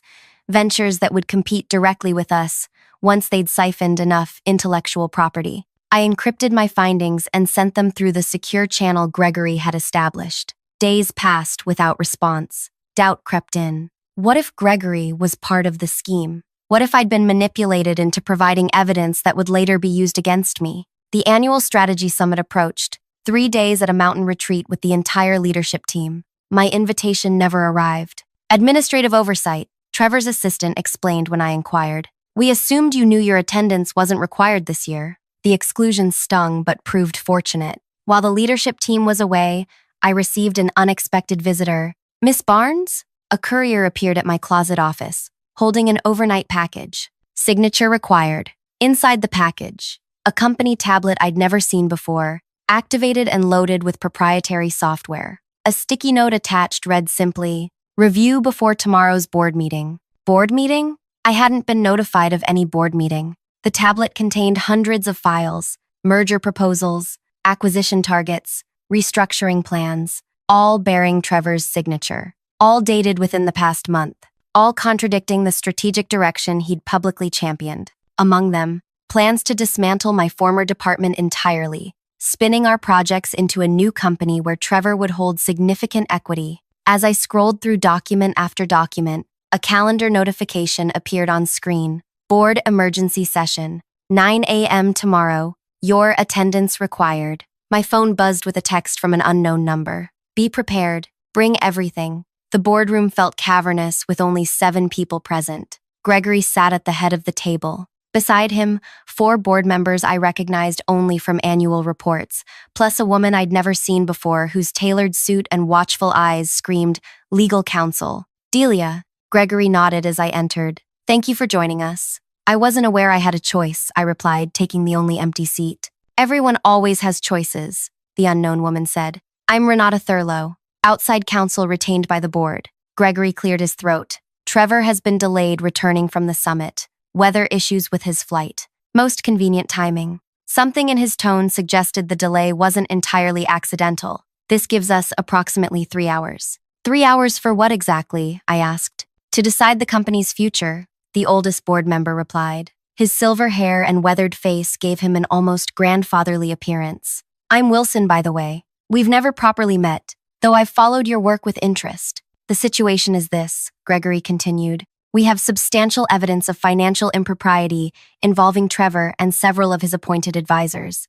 What we lack is a clear picture of how deep the corruption extends within the organization." "Which is where you come in," Renata added. "Your documentation provides context we've been missing." For the next hour, I walked them through everything I'd discovered: the diverted funds, the sabotaged innovations, the systematic dismantling of forward-thinking initiatives. Wilson interrupted periodically, with incisive questions that revealed his own investigation had been running parallel to mine. The other board members remained largely silent, their expressions impossible to read. "What remains unclear," Gregory said when I finished, "is Trevor's endgame. These maneuvers have damaged the company, yet he continues drawing his substantial salary and bonuses. Because he's not finished yet," I realized aloud. "Everything points to a managed decline. He's positioning for a hostile takeover." The room fell silent. "Explain," Renata demanded. I pulled up the acquisition documents from the tablet. "These target companies create a very specific footprint in the market. Combined with our intellectual property and client relationships, which he's been quietly transferring through his advisor network, they form a complete ecosystem that could replace us entirely, while driving our valuation down to make acquisition cheaper." Wilson finished, eyes widening. "Clever and utterly ruthless." Gregory's phone buzzed. His expression tightened as he read the message. "Trevor's landed. He'll be here within the hour." He looked around the table. "We need a decision." The youngest board member leaned forward. "The evidence is compelling but circumstantial. Moving against the CEO without absolute proof could destabilize us further. Waiting guarantees we lose everything," Wilson countered. "There is another option," Renata suggested, eyes finding mine. "A controlled operation to secure irrefutable evidence." Gregory nodded slowly. "You're suggesting we use Delia as bait." My stomach dropped. "Excuse me?" "Not bait," Renata corrected. "A strategic asset. Trevor already views you as a threat. We leverage that perception." "How exactly?" I asked. "By giving him exactly what he wants, a chance to destroy you completely." Renata's expression remained professional, detached, while capturing everything. The plan took shape quickly. I would confront Trevor privately, with partial evidence, recording the conversation. His reaction, whether denial, threats, or attempted bribery, would provide the definitive proof the board needed. "It's asking a lot," Gregory acknowledged. "Perhaps too much. It's asking me to risk my career and reputation on the gamble that Trevor will incriminate himself," I clarified, "while simultaneously trusting that all of you will protect me if he doesn't." "Yes," Wilson admitted. "That's precisely what we're asking."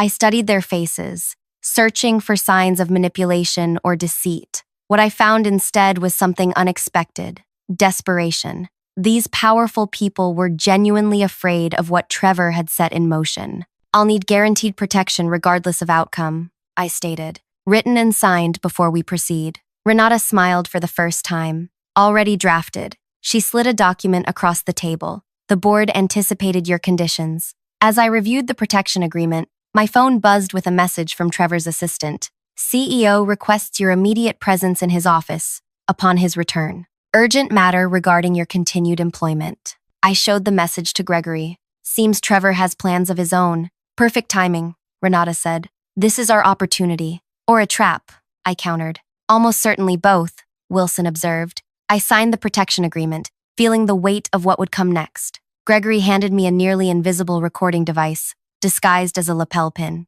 "Everything depends on getting him to speak freely," Renata coached. "Let him believe he's winning." As I stood to leave, Wilson gripped my arm gently. "Be careful, Delia. Men like Trevor don't appreciate being cornered." I nodded, heart hammering against my ribs. "Neither do I." The hallway stretched before me like a gauntlet. As I made my way toward Trevor's office, each step bringing me closer to a confrontation 2 years in the making. Whatever happened next would irreversibly change everything. Trevor's assistant stood as I approached, her normally composed expression tinged with unease. "He's waiting for you," she whispered, eyes darting toward the closed door. "He's been unsettled since returning from the summit." The subtle warning hung between us. In the 2 years I'd worked here, I'd never seen Paige break her professional demeanor. "Thanks for the heads up," I replied, adjusting the lapel pin recording device with what I hoped looked like a nervous habit rather than deliberate action. Trevor's office embodied everything about him, ostentatious yet calculated.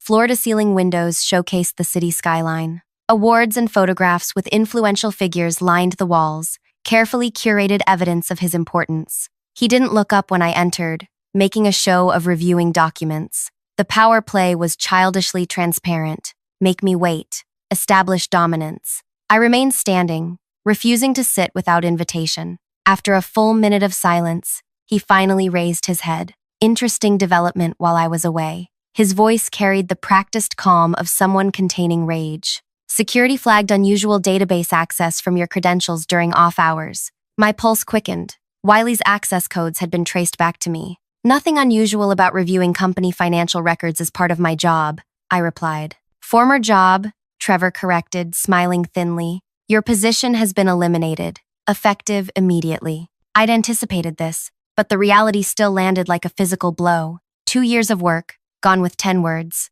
"On what grounds?" I kept my voice steady. "Poor performance, departmental restructuring, budget constraints." He waved dismissively. "Take your pick. The paperwork allows for multiple justifications." "Convenient timing, considering the quarterly projections are due next week. Projections that would show the impact of your special advisor program on our bottom line." His eyes narrowed slightly, the first crack in his composure. "Careful, Delia. Unfounded accusations against executive leadership could constitute grounds for legal action." "Nothing unfounded about documented financial transfers," I countered, watching his reaction. "Or the interesting overlap between company resources and your personal investments." Trevor's chair scraped back as he stood. "You've been under considerable stress lately. Perhaps it's affecting your judgment." "My judgment is perfectly clear, as is the pattern of financial irregularities connected to your special advisors." He moved around the desk, closing the distance between us. "What exactly do you think you know?" This was it, the opening I needed. I took a calculated risk. "I know about Meridian Holdings," I said, naming the shell company I'd discovered in the financial records. "I know about the startup acquisitions routed through your college roommate. I know about the intellectual property transfers disguised as consulting contracts." With each sentence, Trevor's expression hardened. "Speculation and coincidence," he dismissed, but his voice lacked conviction. "The board might see it differently." "The board," Trevor scoffed, regaining confidence, "has more important matters than entertaining conspiracy theories from a disgruntled employee." "Former employee," I corrected, throwing his words back at him. "Though termination paperwork does create a convenient paper trail, the kind auditors find interesting." Something changed in his expression, calculation replacing dismissal. He stepped back, reassessing me. "Let's be practical about this," he said, voice softening. Career transitions can be challenging, but they also present opportunities. Your talents are obviously wasted in corporate structure. Are you offering me a job at one of your shell companies? I asked, unable to keep the incredulity from my voice. I'm offering you a consulting opportunity, generous compensation, flexible terms. He opened a drawer, removing a folder. The specifics are outlined here. I think you'll find the financial arrangements compelling. He slid the folder across the desk. Inside, a contract offering 5 times my current salary for strategic consulting services through an offshore entity. This is a bribe, I stated flatly. This is business, he countered smoothly. You have insights I value. I'm willing to compensate accordingly. And if I decline? Trevor's artificial warmth vanished. Then you leave with nothing but a termination for cause on your record. Your choice. I picked up the contract, pretending to consider it while ensuring the recording device captured the rustling papers. And what exactly would these consulting services entail? Discretion, primarily. Your analysis skills applied to projects I designate. Nothing complex. Nothing illegal? I pressed. Nothing prosecutable, he clarified with chilling precision. Risk management is my specialty. I set the contract down. And if I were to share what I know about your risk management with others? Trevor's smile remained, but his eyes went cold. Then I'd be forced to demonstrate how thoroughly I've managed my risks, including the risk of troublesome employees with overactive imaginations. That sounds remarkably like a threat, merely an observation about consequences. He straightened his tie. Careers are fragile things, reputations even more so. Allegations of mental instability, performance issues, ethical lapses, these things follow people. Unlike financial fraud, which apparently follows you, I countered. The calculated charm disappeared entirely. You have until tomorrow morning to accept my offer. After that, you'll find yourself not only unemployed, but unemployable in this industry. I stood, matching his stare. I'll need time to review the terms. Of course, due diligence is important. His smile returned, victorious. Though I recommend against sharing the details with anyone, confidentiality is a prerequisite for our arrangement. Understood. As I turned to leave, Trevor added, one more thing. I'll need all copies of whatever evidence you believe you've collected. External drives, cloud backups, everything. I paused at the door. Is that included in the contract terms? Consider it a gesture of good faith. His expression hardened. Non-negotiable. The door closed behind me with a soft click that felt like a prison gate. Paige avoided my eyes as I passed her desk. The recording device felt suddenly heavy against my chest. I'd gotten exactly what the board needed. Explicit confirmation of Trevor's scheme and an attempted bribe, but victory felt hollow. In the elevator, I pressed the button for the parking garage. Rather than returning to the boardroom, I needed air, space to think. My phone buzzed with messages from Gregory. Update, followed by, where are you? And finally, we're proceeding with next steps. Return immediately. I switched off my phone, needing just 15 minutes to process what had happened. The parking garage was deserted at this hour, my footsteps echoing against concrete as I sought my car. Rough meeting? The voice startled me. Wiley emerged from between vehicles, his rumpled appearance somehow more pronounced in the dim garage lighting. You could say that, I replied cautiously. Figured as much when security came asking about unusual system access. He moved closer, voice dropping. They're looking for the access point. Won't take long to trace it back. To me, I finished. To both of us, he corrected. Though I've been covering tracks for decades, doubt they'll find mine. Why are you telling me this? Wiley's expression softened. Because Trevor did this to my predecessor too. Blamed him for financial discrepancies. Forced him out. The pattern repeats because no one stops it. I recorded everything, I admitted, touching the lapel pin. The board is waiting for the evidence. Relief washed over his face. Good, that's good. Headlights swept the garage as a vehicle approached. A company SUV with tinted windows. It stopped nearby, and the rear door opened. Gregory emerged. There you are, he said, tension evident in his voice. We've been trying to reach you. I needed a moment, I explained, suddenly aware of how my disappearance might have appeared. We don't have moments to spare, Gregory replied. Trevor's called an emergency executive meeting. He's moving timelines forward. What does that mean? I asked. It means he's initiating contingency plans. Gregory gestured to the waiting vehicle. We need to move now. Wiley cleared his throat. She's got recording evidence. Trevor tried bribing her. Gregory's eyebrows raised. You're accounting, correct? William? Wiley, he corrected. Been here 17 years. And apparently aware of our investigation, Gregory noted with mild disapproval. Patterns? Wiley shrugged. I noticed them too. Gregory considered him briefly. We could use someone with your institutional knowledge. Are you willing to go on record?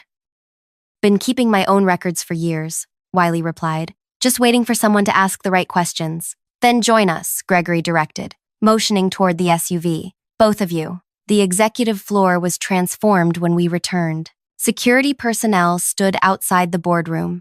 Inside, Renata conferred with additional lawyers I hadn't seen before. Board members spoke in hushed clusters. What's happening? I asked Gregory, as he guided us through the controlled chaos. Trevor's meeting our response with his own, Gregory explained. He's called his advisory team together. They're in the conference room down the hall, likely destroying evidence as we speak. Renata approached, hand extended for the recording device. Did you get what we need? I unpinned the device, surrendering it. Everything. Explicit bribery attempt, threats, admission of the shell company. She nodded approvingly, passing the device to a tech specialist who immediately connected it to a laptop. The room fell silent as Trevor's voice filled the space. Nothing prosecutable. Risk management is my specialty. My voice followed, and if I were to share what I know about your risk management with others, Trevor's threat played clearly, then I'd be forced to demonstrate how thoroughly I've managed my risks, including the risk of troublesome employees with overactive imaginations. Renata stopped the playback. Perfect. This, combined with the financial documentation and Mr. Wiley's records, gives us everything needed for immediate action. Gregory addressed the room. 30 minutes until the board convenes formally. Legal team will prepare summarized evidence packets. Security is standing by for procedures once the vote concludes. Vote on what exactly? I asked. Trevor's immediate termination and criminal referral, Wilson answered, approaching our group. Though we anticipate resistance from his allies, which is why timing is critical, Gregory added. Trevor believes he has until tomorrow morning before you respond to his offer. He's unaware we have the recording already. A security officer approached, speaking quietly to Gregory. His expression darkened. Problem? Renata asked. Trevor's requesting access to the executive database archives. Claims it's for the emergency meeting preparations. He's deleting evidence, Wiley said immediately. Standard containment protocol. Deny the request, Renata directed. Can't without tipping our hand, Gregory replied. He has legitimate access as CEO. Not to everything, Wiley interjected. Some archives require dual authentication specifically to prevent executive override. I can lock down the critical sections temporarily. System maintenance excuse. Gregory nodded approval. Do it. As Wiley left with a security escort, Trevor's assistant Paige appeared at the doorway, her composed demeanor now visibly shaken. Mr. Wells, she addressed Gregory, Mr. Harmon is requesting your presence at the emergency executive session, immediately. Gregory exchanged glances with Renata. Stalling tactic? Likely, she agreed, but refusing appears suspicious. Tell him I'll be there shortly, Gregory instructed Paige. Once she left, he turned to me. This complicates matters. If I attend his meeting, I can't chair the board vote. Wilson can chair in your absence, Renata suggested. The vote must be unanimous to enact immediate measures, Wilson countered. My authority alone won't suffice for the security protocols. The room fell silent as implications settled. Without Gregory, the formal process would stall. Without immediate action, Trevor would continue destroying evidence. Unless, I said slowly, we give Trevor exactly what he's expecting. All eyes turned to me. Explain, Renata prompted. Trevor's waiting for my answer to his bribe. He's expecting me to be intimidated, desperate. I straightened my shoulders. What if I returned to his office, appearing to accept his offer? I could keep him distracted while you complete the vote. Gregory shook his head. Too risky. He's already threatened you directly. Which makes my sudden capitulation believable, I argued. He'll be suspicious if I don't respond at all, especially after he's seen me in the building. Renata considered this. She has a point, and keeping Trevor occupied while we secure the evidence would be advantageous. We'd need constant communication, Gregory insisted. Security monitoring the entire interaction. Of course, I agreed. But we need to move quickly. The longer we debate, the more time Trevor has to prepare his defense. Wilson studied me carefully. You understand what you're volunteering for? Facing him alone again? I'm not doing this for the company, I clarified. I'm doing it because people like Trevor don't stop unless they're stopped. He's hurt too many people already. After brief deliberation, the plan took shape. I would return to Trevor's office, ostensibly to negotiate better terms on his bribe offer. Security would monitor through surveillance systems. Gregory would join the executive meeting to prevent Trevor from leaving prematurely. The board would vote in emergency session, and once concluded, security would enter Trevor's office with formal termination documents. Simple in theory, terrifying in execution. As I prepared to leave, Gregory gripped my shoulder. Remember, you're not alone this time. We're right behind you. I nodded, swallowing the knot in my throat. Just be quick about it. The walk back to Trevor's office felt simultaneously endless and too short. Each step brought me closer to confronting the man who'd spent months systematically trying to destroy me. My hands trembled slightly as I knocked on his door. Enter, his voice commanded. Trevor looked up from his computer, surprise briefly crossing his features, before settling into smug satisfaction. Delia, I wasn't expecting you until tomorrow. Some offers don't require much consideration, I replied, forcing a defeated tone into my voice. I'm pleased to hear that. He gestured to the chair across from his desk. Though I'm currently preparing for an important meeting, can this wait an hour? Actually, no. I remain standing. Your offer requires adjustments if we're moving forward. Irritation flickered across his face. The terms are quite generous as presented. The financial terms, yes. The accountability terms are problematic. His eyes narrowed. Accountability? The contract places all legal liability on the consultant, me, while providing you complete deniability. I placed my copy on his desk. That arrangement won't work. Trevor leaned back, studying me. You're negotiating. Interesting. I'm protecting myself, I corrected. Something you taught me by example. A thin smile spread across his face. Very well. What modifications did you have in mind? For the next 20 minutes, I engaged him in increasingly detailed contract discussions, raising objections that required complex explanations. Each time he proposed a solution, I found another problem. The discussion moved in circles, eating precious minutes while the board vote proceeded elsewhere. Trevor's phone buzzed repeatedly. He glanced at it with growing frustration, but didn't answer. Perhaps you should take that, I suggested. Seems important. Nothing more important than finalizing our arrangement, he replied smoothly, though tension crept into his voice. Though I am curious what changed your perspective so quickly. Reality, I said simply. You made it clear what happens to people who challenge you. I have rent to pay and a career to salvage. Pragmatic, he nodded approvingly. I've always appreciated that quality in you, despite our differences. His office phone lit up. Trevor frowned, pressing the intercom. I said no interruptions, Paige. Sir, security is requesting access to your office. They say it's urgent. Trevor's expression darkened. Tell them to wait. They're insistent, sir. Something about board authorization. His eyes snapped to mine, sudden understanding dawning. You've been stalling. Before I could respond, the office door opened. Gregory entered, flanked by security personnel and Renata. Trevor Harmon, Gregory began formally.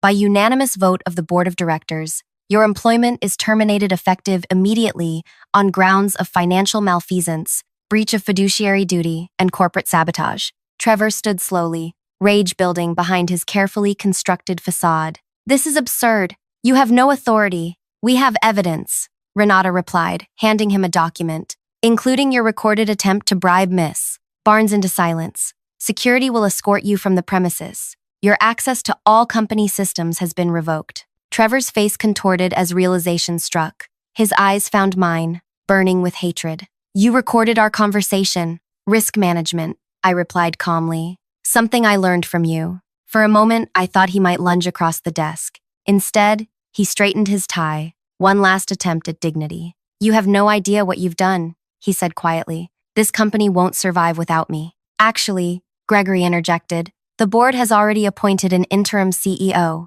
He turned to me. Someone with demonstrated integrity and strategic vision. My breath caught. What? The vote was unanimous, Gregory continued. Effective immediately, pending your acceptance. Trevor's laugh held no humor. Her? The company is doomed. The company was doomed under your leadership, Wilson stated, entering the office. We're simply correcting course. Security stepped forward. Sir, we need you to come with us now. As they escorted Trevor out, his final glare promised this wasn't over. Perhaps he was right. Legal battles likely lay ahead. But watching him walk away, stripped of power and pretense, I felt something unexpected. Not triumph, but relief. The room emptied until only Gregory and I remained. You planned this all along, I said, still processing, using me as bait while positioning me as successor. The board planned your promotion, he corrected. Your handling of this situation merely confirmed what your work already demonstrated. You see patterns others miss,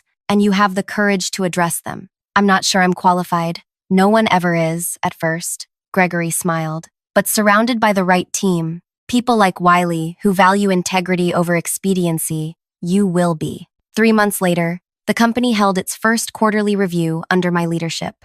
The special advisor program had been dismantled. Trevor and his associates faced criminal charges for financial fraud. More importantly, the culture was healing, innovation flourishing again as fear receded. My revenge wasn't destroying Trevor's career, though that happened. It wasn't taking his position, though I did. My true revenge was restoring what he tried to break, a company where integrity mattered, where patterns were noticed, and where people like Wiley could speak truth without fear. As the quarterly projections showed our first growth increase in 2 years, I couldn't help thinking about patterns, how they reveal themselves to those patient enough to watch, and how breaking destructive ones sometimes requires creating new ones entirely. If you've ever faced someone who tried to silence your voice or diminish your worth, remember, your greatest power isn't in fighting back, but in standing firmly in your truth. The pattern breakers among us change everything. One observation, one decision, one courageous moment at a time.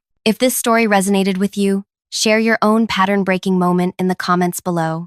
Subscribe for more stories about finding strength in unexpected places. Because sometimes, the most powerful revenge is simply becoming exactly who you were meant to be all along. The meeting room fell silent as Mitch slapped the folder down on the conference table. His voice carried that manufactured concern managers practice in HR seminars. You're under internal investigation, he announced, eyes sweeping across my colleagues before settling on me with unconcealed satisfaction. Everyone shifted away from me, a synchronized dance of self-preservation. 11 months of shared lunches, office jokes, and late-night deadlines evaporated in seconds. For what exactly? I asked, keeping my voice level despite the adrenaline surge. Unauthorized system access, data transfers during unusual hours, excessive interest in accounts outside your department. He ticked off each accusation with theatrical precision. Pretty serious stuff, Anna. The team avoided eye contact. Dina, who had borrowed my stapler just this morning with a smile, suddenly found her notepad fascinating. Raj, who had invited me to his daughter's birthday last weekend, examined his watch as if time might stop if he stared hard enough. We've been monitoring your activities for weeks, Mitch continued, clearly enjoying himself. The evidence is substantial. My palms dampened. Not from fear, from calculation. This was happening 3 weeks ahead of schedule. I'd like to see this evidence, I said. That's not how this works. Sign this. He slid a document across the table. It's a simple admission of improper conduct. We'll make this discreet. You'll be escorted out today with 2 weeks severance. The alternative hung unspoken. Don't sign, and they'd make an example of me. And if I refuse? His smile tightened. Then things get less pleasant, much less. The team watched this exchange like spectators at a car crash, horrified but unable to look away. These people who'd praised my work yesterday now waited to see how thoroughly I'd be destroyed. I reached for my phone. This isn't a negotiation, Mitch snapped. You don't get to call anyone. I ignored him, dialing with deliberate calm. Hello? Is this the FBI? I maintained unwavering eye contact with Mitch. Yes, this is Agent Hayes. The bridge is compromised. I repeat, the bridge is compromised. Mitch lunged across the table, reaching for my phone. What the hell do you think?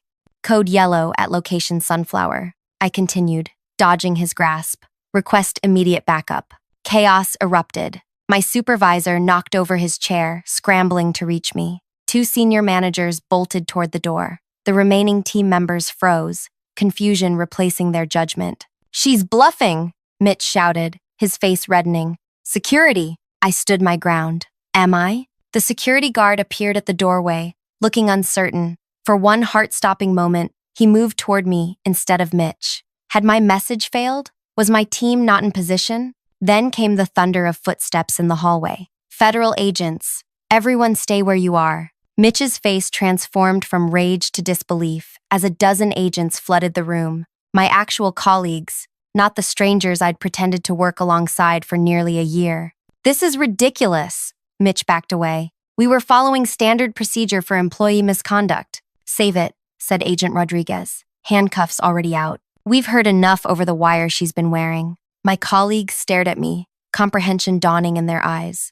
I wasn't Anna from accounting after all. As Mitch was read his rights, our eyes locked. His held something I'd waited 11 months to see, the realization that he wasn't untouchable after all. The beginning of justice for 843 people who had no idea what had been happening to their money. But this wasn't the end. It was barely the beginning. If this story has grabbed your attention, hit that like button and subscribe to hear what happens next. Drop a comment if you've ever had a workplace moment where everything suddenly changed. Now, let me tell you who I really am and how this all started. My name is Eliza Hayes, and before I walked into that building 11 months ago with a false resume and a wire, I was a forensic accountant turned federal agent specializing in financial crimes. Not the path I expected when I graduated with my accounting degree, but life has a way of reshaping our plans. I grew up watching my grandparents lose their retirement savings to a trusted financial advisor who disappeared overnight. I witnessed my hardworking father struggle to rebuild what had been stolen from them.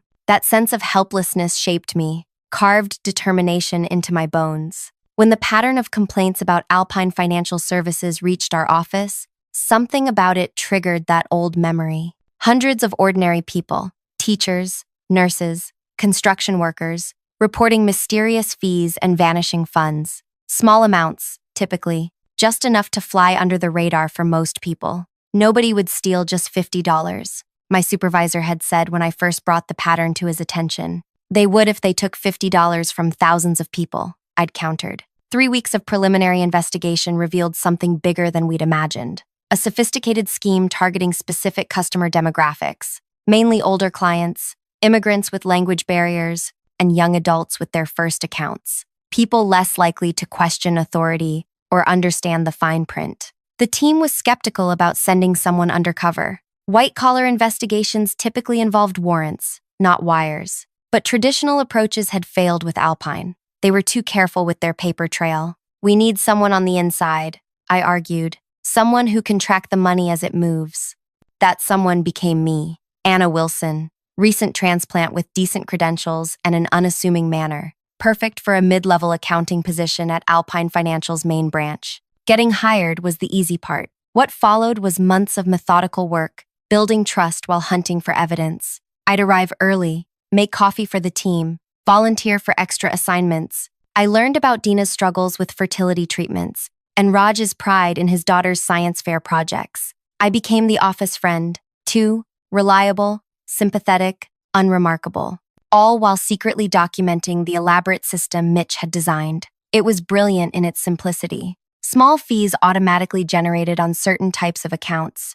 Administrative charges applied and then reversed, leaving a tiny percentage behind, too small for most customers to notice on monthly statements. Systematic rounding in the bank's favor. Each method yielding modest sums that, when multiplied across thousands of accounts, produced millions. The money flowed through a labyrinth of internal transfers before disappearing into investment accounts registered to shell companies. The average customer losing funds would never connect these tiny deductions to the luxury cars in the executive parking lot or the performance bonuses awarded quarterly. By month 3, I had confirmed the scheme existed. By month 6, I had identified the key players. By month 9, I had mapped the money trail. The operation was scheduled to conclude next month with enough evidence to ensure convictions. Until Mitch moved up the timeline by announcing my investigation. What I didn't know until later was that a routine security scan had flagged my after-hours access. Nothing conclusive, just enough to raise questions.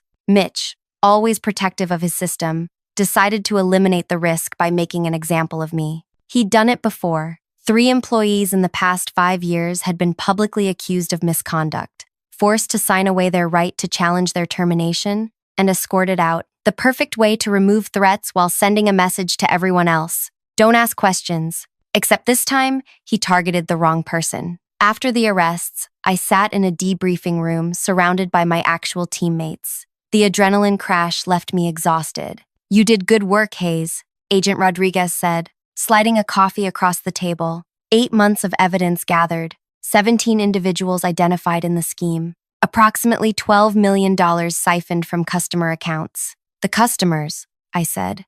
"When do they get their money back?" "Asset recovery is already working on it. The tricky part will be identifying all the victims. Some probably never noticed. Like Mrs. Loretta Chen, who came in monthly to question her statement, only to be patronizingly told she must be misremembering her balance. Or Daniel Ortiz, who was made to feel financially illiterate when he questioned a series of unusual charges. The elderly couple who couldn't afford medication because their account was mysteriously short every month. The system counted on shame and self-doubt to keep victims quiet. "We'll need your testimony," Rodriguez continued. "This won't be quick or easy. Financial crimes rarely are." I nodded, already preparing for the long road ahead. The arrests were just the beginning of a case that would take months, possibly years, to fully prosecute. What I didn't anticipate was how empty I would feel walking out of Alpine Financial for the last time. For all the wrongs committed there, I had built relationships, artificial ones based on a false identity, but relationships nonetheless. I had watched Dina receive positive pregnancy test results and celebrated with the office. I had helped Raj brainstorm science project ideas. They weren't complicit in the scheme, just oblivious to it. Yet they had turned on me instantly when Mitch pointed his finger. That night, alone in my apartment, I removed the pictures of Anna's family, stock photos of people I'd never met, and packed away her life. I scrubbed off the light makeup I'd worn daily to look less like myself. I called my actual mother for the first time in months without having to use coded language. "Is it over?" she asked. "The undercover part is. Now comes the hard part. Will you be in danger?" I thought about Mitch's face as he was led away, the cold calculation in his eyes even as the handcuffs clicked shut. "No," I lied. "It's just paperwork from here." But something told me this was far from over. Men like Mitch don't go down easily. And I had just helped take down 17 of them at once. The trial preparations consumed the next 3 months of my life. Endless meetings with prosecutors, reviewing evidence, preparing testimony. The case had expanded beyond Alpine Financial to include 2 partner institutions implicated in the money trail. 23 defendants now, not 17. I was back to being Eliza Hayes, federal agent, but I couldn't shake the ghost of Anna Wilson. Sometimes I'd catch myself responding to that name, or unconsciously applying the subtle makeup techniques I'd used to alter my appearance. Identity is more fragile than most people realize. 6 weeks after the arrests, I was reviewing transcripts when Rodriguez knocked on my office door. "Heads up," Mitch hired Griffin Perry. My stomach tightened. Perry was a defense attorney known for 2 things: exorbitant fees and ruthlessly discrediting witnesses. "They're claiming entrapment," Rodriguez continued, "and they've filed motions to suppress almost everything we gathered, arguing the undercover operation wasn't properly authorized. That's ridiculous. We followed every protocol. Of course we did. But they only need to create doubt." He hesitated. "And there's something else. They're digging into your past, your grandparents' situation, suggesting you had a personal vendetta." I set down my pen. "That was 20 years ago. That was 20 years ago. Perry doesn't care. He's building a narrative that you manipulated evidence because of personal bias." Later that evening, as I left the federal building, a black sedan pulled alongside me, the window lowered to reveal Raj's familiar face. Agent Hayes, can we talk?" Against better judgment, I got in. "I didn't know," he said immediately, "about any of it. I swear, I believe you. Some of us have been questioned." His hands fidgeted with his keys. "They make it sound like we should have known, like we were all part of it." "What did you tell them?" "The truth. That we processed what we were given. That nobody explained the overall system." He swallowed hard. "My wife thinks I could be charged. We have a second baby coming in December." This was the collateral damage of financial crimes. Not just the direct victims, but the innocent bystanders caught in the aftermath. People like Raj who processed numbers without understanding their significance. "If you cooperated honestly, you should be fine," I assured him. "There's something else." His voice dropped. "Dina got a call from Mitch last week, from jail. He was asking questions about you, what you accessed, who you talked to. My pulse quickened. What did she say? Nothing helpful, I think. But Hayes, he's not the only one making calls. The week before the arrests, there were these executives visiting from the partner bank. They spent hours in closed meetings with Mitch. One of them, he keeps calling the office, asking about server backups and archive access. I thanked Raj for the information and recommended he speak directly to the prosecution team. As he drove away, I called Rodriguez. We need to check on Alpine's external partners. They're getting nervous. 2 days later, a key witness, Alpine's former IT director, who had agreed to testify about how the fee system was programmed, was found unconscious in his home. Carbon monoxide poisoning from a faulty heater. He survived but suffered memory impairment affecting his recall of specific technical details. Just a coincidence, the local police said. The prosecution disagreed and placed 3 other witnesses in protective arrangements. I received additional security protocols, including a temporary relocation to a different apartment. They're desperate, Rodriguez reassured me. This means our case is strong, but doubt had taken root. Our meticulous operation was under siege from multiple directions. Legal challenges, witness intimidation, media leaks questioning the investigation's integrity. The worst blow came during the preliminary hearing. Perry had somehow obtained internal emails between my supervisor and me from before the operation, emails discussing my personal interest in the case. Agent Hayes, Perry addressed me on the stand, would you say your judgment regarding Alpine Financial was impartial and unbiased? Yes. He produced the emails. Then perhaps you can explain why you wrote, and I quote, I've seen this pattern before. It destroyed my family. I won't let it happen to others. The judge allowed the line of questioning despite prosecution objections. You created an elaborate fiction to infiltrate Alpine, Perry continued, lived as Anna Wilson for nearly a year. Isn't it possible that your desire for justice, or perhaps revenge for your grandparents, colored your interpretation of routine financial operations? No. The evidence speaks for itself. Evidence you selectively gathered while operating under false pretenses. By the time I left the stand, the damage was done. The defense had painted me as a vigilante with a personal vendetta, not a professional agent following evidence. That night, I couldn't sleep. The case wasn't lost. The financial paper trail remained damning, but my credibility had been undermined. Somehow, Perry had accessed emails that should have been confidential. My phone buzzed with a text from an unknown number. Parking level 3, blue sedan, 10 minutes, come alone. Every training protocol warned against such meetings, but something told me this was important. I tucked my service weapon into my jacket and took the elevator down. The parking garage was dimly lit and eerily silent. The blue sedan sat in a corner space, engine off. As I approached, the driver's door opened. Dina stepped out, looking nothing like the friendly coworker I'd known. Her face was drawn, eyes constantly scanning our surroundings. I shouldn't be here, she said without greeting, but I can't sleep. I keep seeing Mrs. Reynolds' face. Who? The old woman who came in crying last year because her account was short for the 3rd time. Mitch had me tell her she must be confused. I believed him then. Her voice cracked. She died 2 months later. Her son came in to close her account and mentioned she'd been skipping heart medication because she thought she couldn't afford it. And I remained silent, letting her continue. After you were arrested, after they tried to fire you, I started looking more closely at the accounts I handled. The patterns you must have seen. She handed me a USB drive. This was supposed to be destroyed during the system upgrade last week. It's the original programming directive for the fee structure, with Mitch's annotations. And this, she passed over a legal notepad, is dates and times of calls Mitch made from detention, including 3 to someone named Jerome at Westward Partners. Westward Partners was the investment firm we suspected was laundering the proceeds, but couldn't prove direct connection. Why are you giving me this? Because I processed the paperwork when Mrs. Reynolds closed her checking account to pay for her husband's funeral 4 years ago. I helped her set up automatic payments for her bills, including her prescriptions. I was part of the system that killed her. Her voice hardened. And because yesterday someone left a picture of my house on my car windshield. No message, just the picture. After Dina left, I immediately took the materials to Rodriguez. The USB drive contained exactly what we needed. Direct evidence linking Mitch to the deliberate creation of the fraudulent fee system, with notes calculating expected revenue. This changes everything, Rodriguez said, and we need to get Dana protection immediately.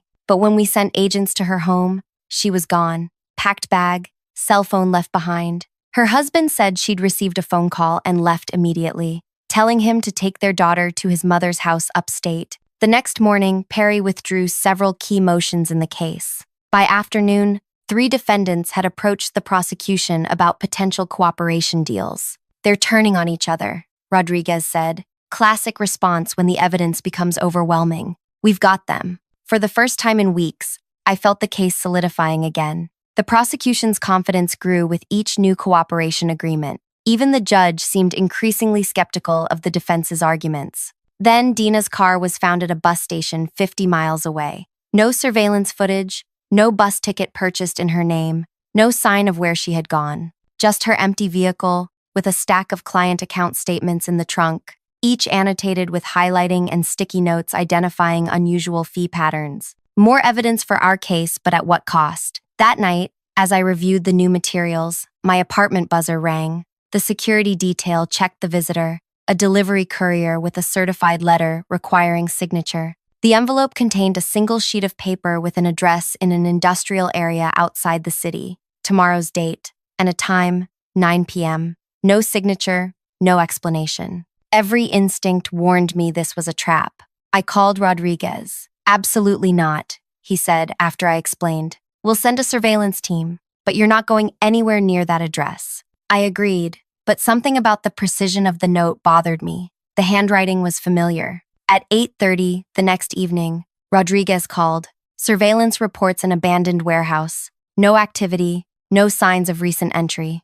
At 8:45, I received a text from an unknown number. "Time running out. Jerome knows about Hayes, not just Anna." My real name hadn't been made public. The connection between Eliza Hayes and Anna Wilson was known only to the investigation team and the defendants, and apparently to whoever sent this message. At 8:55, against direct orders and my better judgment, I left my apartment through the service entrance, avoiding my security detail. I took a taxi to within 3 blocks of the address, then approached on foot, service weapon drawn. The warehouse appeared exactly as described, dark, abandoned, no signs of life. I circled the perimeter once before, approaching a side door left slightly ajar. Inside, emergency lights cast weak illumination across an empty storage floor. A single chair sat in the center, with a manila envelope on it. I swept each corner of the space before approaching the chair. The envelope contained a single USB drive and a handwritten note.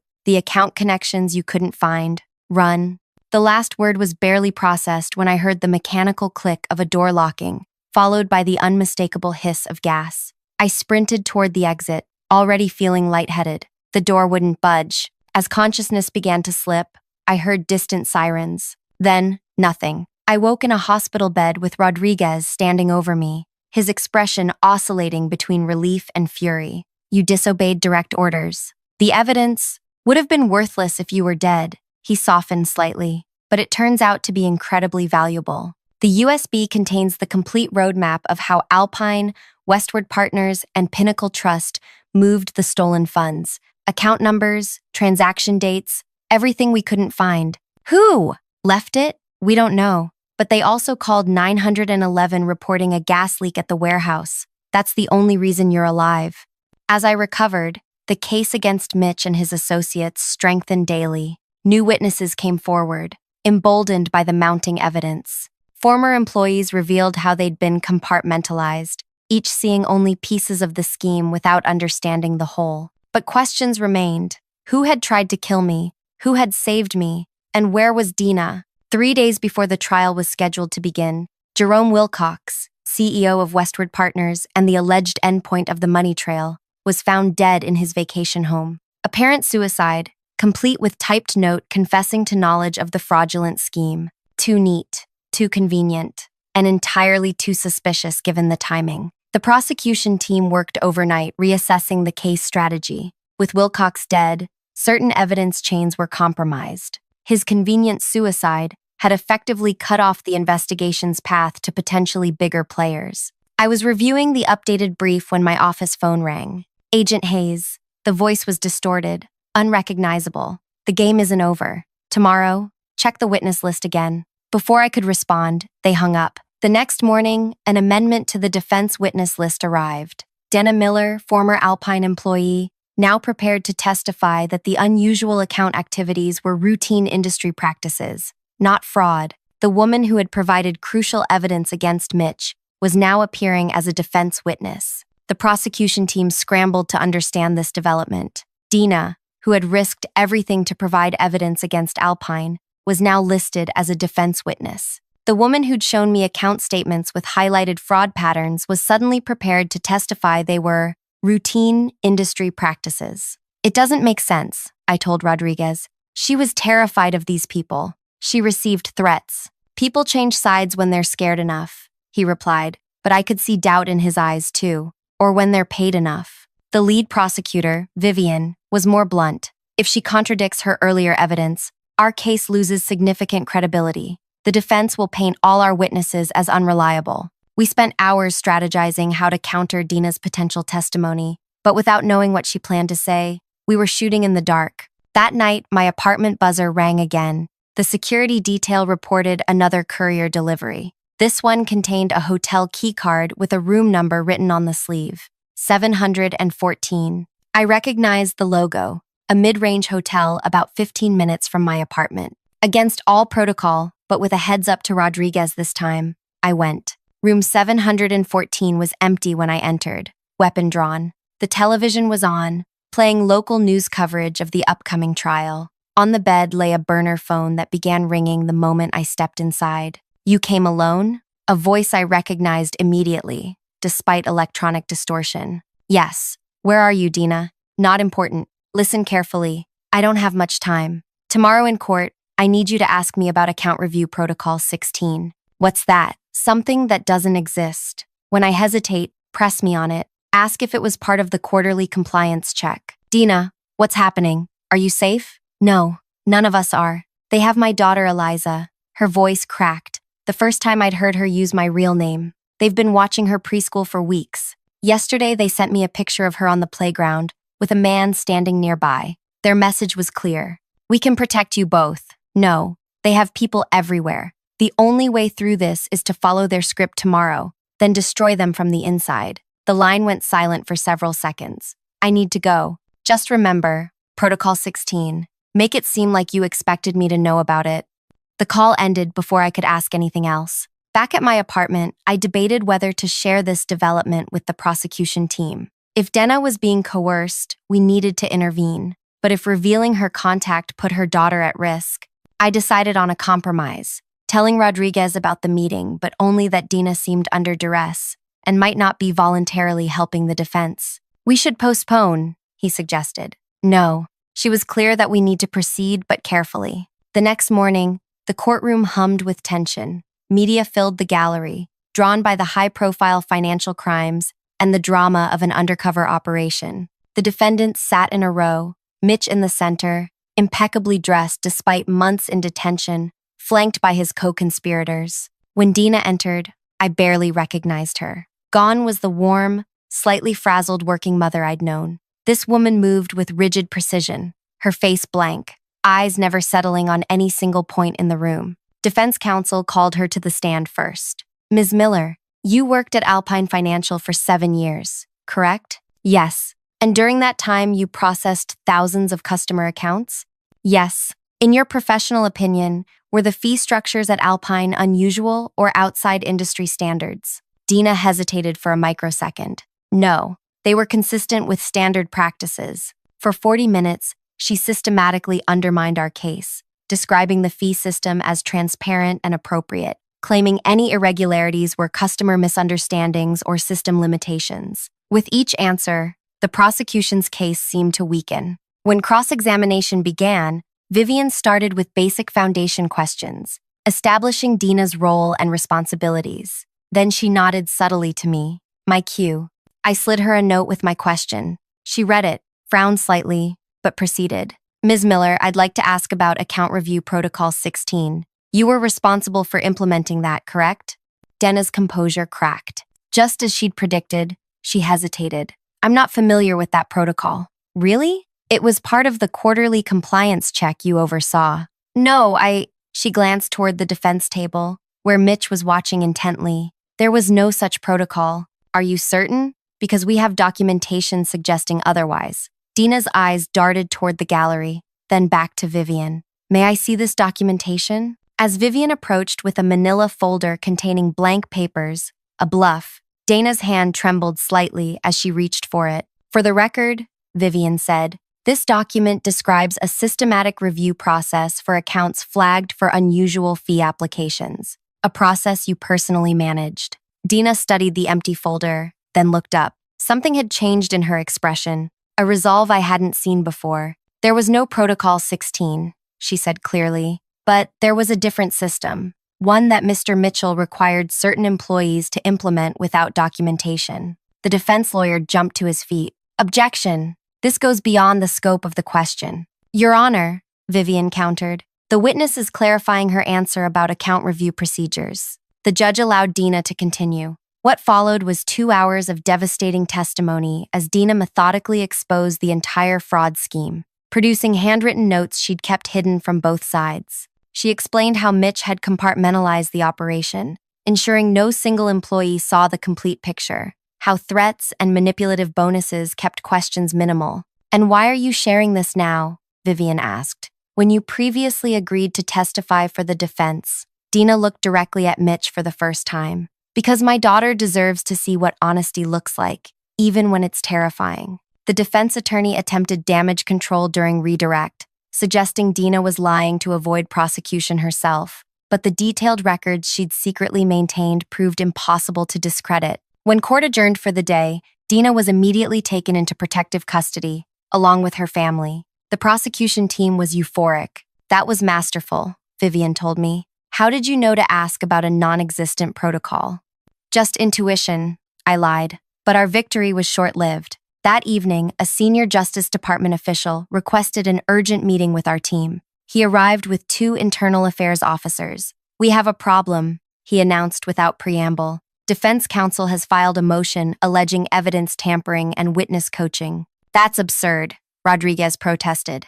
Maybe. But they have hotel security footage showing Agent Hayes meeting with Dina Miller last night, despite Ms. Miller being on the defense witness list. Every eye in the room turned to me. Agent Hayes, the internal affairs officer said, did you meet with prosecution witness Dina Miller without disclosure to the court or defense? The trap was elegant. If I admitted the meeting, I could be removed from the case for witness tampering. If I denied it, the video evidence would discredit me entirely. Ms. Miller contacted me, I said carefully. She indicated she was under duress and that her testimony was being coerced through threats to her child. And you didn't report this immediately because she specifically warned that official intervention would endanger her daughter. The senior official sighed. The defense is moving to have all evidence gathered during your undercover operation thrown out, claiming it's all potentially tainted by your conduct. That's ridiculous. The financial records stand on their own, perhaps, but the judge has ordered a hearing on the matter tomorrow morning. Until then, you are suspended from all case activities. After they left, Rodriguez stayed behind. This was coordinated, he said quietly. Someone tipped the defense about your meeting. Someone with access to that hotel's security system. The same someone who left the keycard for me, I realized. This whole thing was a setup. That night, I couldn't sleep. Our seemingly solid case was unraveling. Someone had orchestrated an elaborate trap, using Dana's genuine concern for her daughter to manipulate both of us into a compromising meeting, then using that meeting to challenge the entire investigation. The next morning, I sat in the back of the courtroom as the judge heard arguments about my conduct. The defense painted me as a rogue agent obsessed with taking down Alpine at any cost, willing to manipulate witnesses and manufacture evidence. When the prosecution presented Dina's account of being threatened, the defense countered with phone records showing she had initiated contact with me, not the reverse. The judge appeared troubled. While I'm sympathetic to concerns about witness safety, proper protocols exist for such situations. Agent Hayes deliberately circumvented these protocols. My heart sank as he continued. However, the extreme remedy of excluding all evidence gathered during the undercover operation seems disproportionate, particularly given the substantial documentary evidence corroborating the alleged scheme. The defense attorney pressed his advantage. Your Honor, if the investigation was tainted from the beginning by Agent Hayes' personal vendetta, my ruling, the judge interrupted, is that Agent Hayes will be removed from further participation in this case, and the jury will be instructed to consider her testimony with appropriate caution. However, the financial records and other documentary evidence remain admissible, as do the testimonies of other witnesses. A compromise that damaged my professional reputation but preserved the core of our case. As the hearing concluded, I noticed Mitch watching me with the faintest smile. Not triumph, something more calculating. Outside the courthouse, Rodriguez caught up with me. It's not ideal, but we still have a strong case. Dina's testimony yesterday was compelling, and the financial records speak for themselves. Something's not right, I told him. This feels like misdirection. They sacrificed a legal maneuver that was unlikely to succeed anyway, just to get me off the case. Maybe they think without you, we'll miss something. Or maybe they want me isolated from the team. Rodriguez's phone buzzed with a message. He checked it, his expression darkening. We just got word. The secure facility where we're keeping the evidence servers was breached last night. Nothing appears missing, but the system was offline for 20 minutes. Long enough to plant something or alter records, I said. That's what this is about. They needed me discredited before whatever they planted is discovered. For the next week, I was sidelined, officially suspended pending review, forbidden from accessing case materials or contacting the prosecution team. I watched news coverage of the trial from my apartment, frustrated by my inability to help. The case proceeded without me, but something felt off in the reports. The prosecution seemed to be struggling with technical evidence that had previously been solid. Witnesses appeared confused by questions about specific transactions that had been clearly documented. On the 8th day of trial, Rodriguez defied orders and came to my apartment. They altered the server data, he confirmed. Subtle changes to dates and amounts, just enough to create inconsistencies with witness testimony and make our evidence look unreliable. Can't we prove the tampering? We're trying, but they were clever. The changes match the server backup we kept in a separate facility. Both sets of evidence have been compromised. We were so focused on our conversation that we missed the first subtle signs, the faint odor, the slight pressure change as the ventilation system activated. By the time Rodriguez noticed his breathing becoming labored, the room was already filling with colorless gas. Out, he gasped, staggering toward the door. We barely made it to the hallway before collapsing. My last conscious thought was the realization that I'd been right. They had wanted me isolated. Not to remove me from the case, but to eliminate me entirely. I jolted back to consciousness with the burn of oxygen flooding my lungs and the wail of emergency sirens in my ears. Paramedics hovered over me, their voices echoing as if from the bottom of a well. Rodriguez lay on a stretcher beside me, an oxygen mask obscuring most of his face. "Agent down! We need immediate transport!" someone shouted. My vision swam as they loaded us into separate ambulances. The last thing I remembered was a paramedic saying, "Stay with us, Agent. You're going to be okay." I woke again in a hospital room with armed guards outside my door. Rodriguez sat in a chair by the window, his face ashen but alert. "How long?" I croaked. 18 hours. The building security guard found us in the hallway. Another few minutes and he didn't finish the sentence. "What was it?" "Hydrogen cyanide, professional grade, released through your ventilation system." He leaned forward. "Hayes, this goes higher than Mitch. Way higher." A doctor interrupted us, checking my vitals and explaining we'd both been incredibly lucky. The gas concentration had been slightly miscalculated, and our quick exit to the hallway had saved our lives. When she left, Rodriguez continued in a low voice. "The attempt on your life triggered protocols even I can't override. You're being moved to a secure location this afternoon. New identity, complete isolation until the trial concludes." "They're winning," I whispered. "First they discredit me, then they corrupt the evidence. Now they'll make me disappear while the case falls apart. Not if we change the game." Rodriguez handed me his personal phone. "You have 15 minutes before the protective detail arrives to transfer you. Make them count." I called the one person who might still help Vivian, the lead prosecutor. "I can't be talking to you," she answered. "Your involvement compromises the case. Listen first, then decide," I said, explaining what had happened and our suspicions about higher-level involvement. "Even if you're right," she replied, "the evidence has been corrupted. The defense is systematically dismantling our timeline of transactions. What if there's another source of records? One they couldn't access? Like what? They breached both our secure facilities, like the regulatory backups. During my undercover work, I'd discovered that Alpine's system automatically transmitted daily transaction data to the Federal Reserve for routine regulatory compliance. These backups weren't part of our case because they contained only summaries, not the detailed records needed to prove fraud. But they might show inconsistencies with the altered evidence. Those records are administratively sealed, Vivian pointed out. We'd need special authorization from the Federal Reserve Board, which would take weeks we don't have, I acknowledged. But there's someone who might help us circumvent that, Jerome's assistant. Jerome Wilcox? He's dead, and conveniently silenced. But his executive assistant, Penny, handled all his communications with the Federal Reserve. She knows the system, and she's not implicated in any charges. How does that help us? Because Penny quit 3 days before Jerome's suicide. She walked away from a 6-figure salary without explanation. After ending the call, I turned to Rodriguez. I need more time before they transfer me. I can give you maybe 2 hours. After that, it's out of my hands. 2 hours to save a case that had consumed a year of my life and aimed to deliver justice for hundreds of victims. 2 hours before I disappeared into witness protection, while the real masterminds walked free.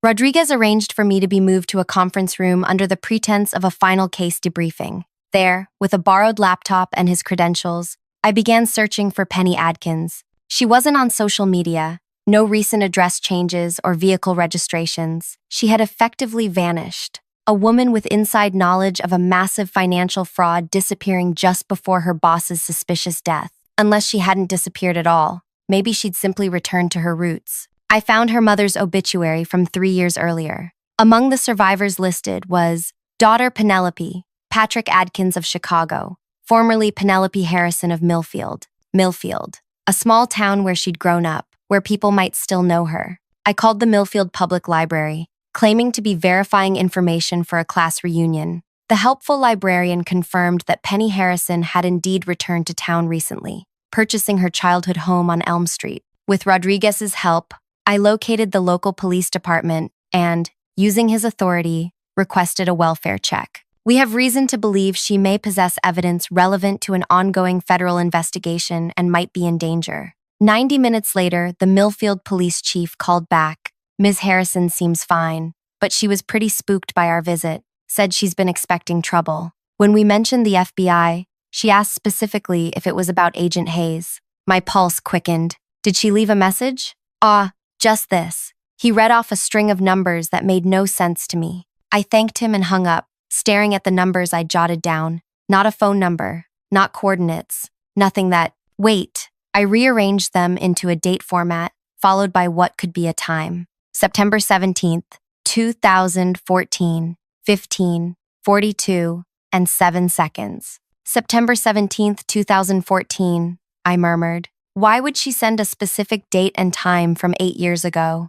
Rodriguez studied the numbers. That's well before your investigation began. Maybe a significant transaction date? I shook my head, then suddenly remembered something Penny had mentioned during my undercover work. She had been at Alpine for 12 years, longer than anyone except the executive team. She had once complained about the system migration they had done back in 2014 that had required manually re-entering thousands of accounts. It's not a transaction date, I realized. It's a system timestamp. She's telling us when to look in the regulatory backups. Rodriguez made a call to a colleague at the Financial Crimes Division who owed him a favor. 20 minutes later, we had the regulatory backup files from that specific date, showing the complete state of Alpine's accounts before and after the system migration. The timestamp Penny provided marked the exact moment when a new administrative adjustment protocol had been activated in the system, the foundation of the entire fraud scheme. The protocol that would eventually steal from hundreds of innocent people. And there, in the authorization log, was a name I didn't recognize. Lawrence Keller, identified as board chairman. Keller's not on our indictment list, I told Rodriguez. He's not even mentioned in our case files.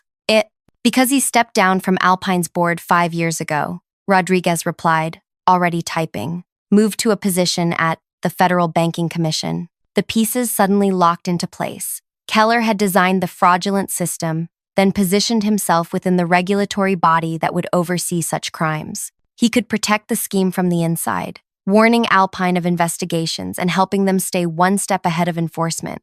That explained how the defense knew about my meeting with Dina, how they accessed our secure evidence servers, even how they knew where I lived. Keller had inside access to everything: investigation details, witness security arrangements, evidence storage. This goes beyond Alpine, Rodriguez said grimly. If Keller's involved, this could implicate half the banking commission. The protective detail arrived to transfer me, ending our investigation. As they escorted me out, Rodriguez promised, "I'll take this to people we can trust. We're not finished." For the next 2 weeks, I lived in a safe house under a new identity, with no access to news or case updates. My handlers refused to discuss the trial or Rodriguez's whereabouts. I existed in an information vacuum, imagining the worst: our case collapsing, Mitch and his associates walking free, Keller continuing his operations from within the commission. Then one morning, my primary handler entered with a burner phone. 5 minutes,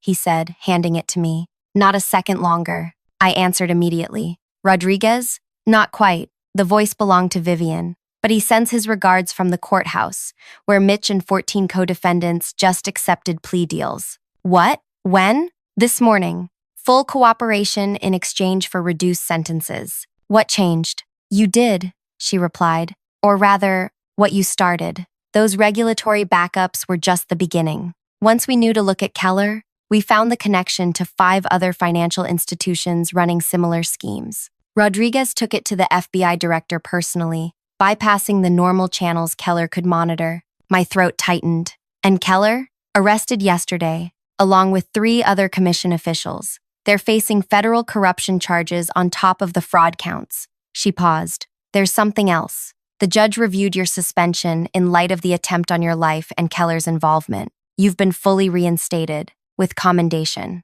After ending the call, I sat motionless, processing the news. Justice was being served, but not through my direct action. I'd been sidelined for the critical final act, or so I thought. 3 days later, I was finally brought back to the Justice Department. Rodriguez met me in the conference room, sliding a thick folder across the table. Thought you might want to see this before the press conference. Inside was the complete case summary, all the plea agreements, cooperation statements, asset seizure reports, and victim restitution plans. But something was missing. Where's the evidence about Keller? The regulatory backups? Rodriguez smiled. That's the best part. We never had to use them. What? Then how did you get the pleas? With this. He handed me a flash drive. The day after you were evacuated to the safe house, every board member, senior executive, and major investor at Alpine Financial received this video file. He connected the drive to a laptop and pressed play. On screen appeared Penny Adkins,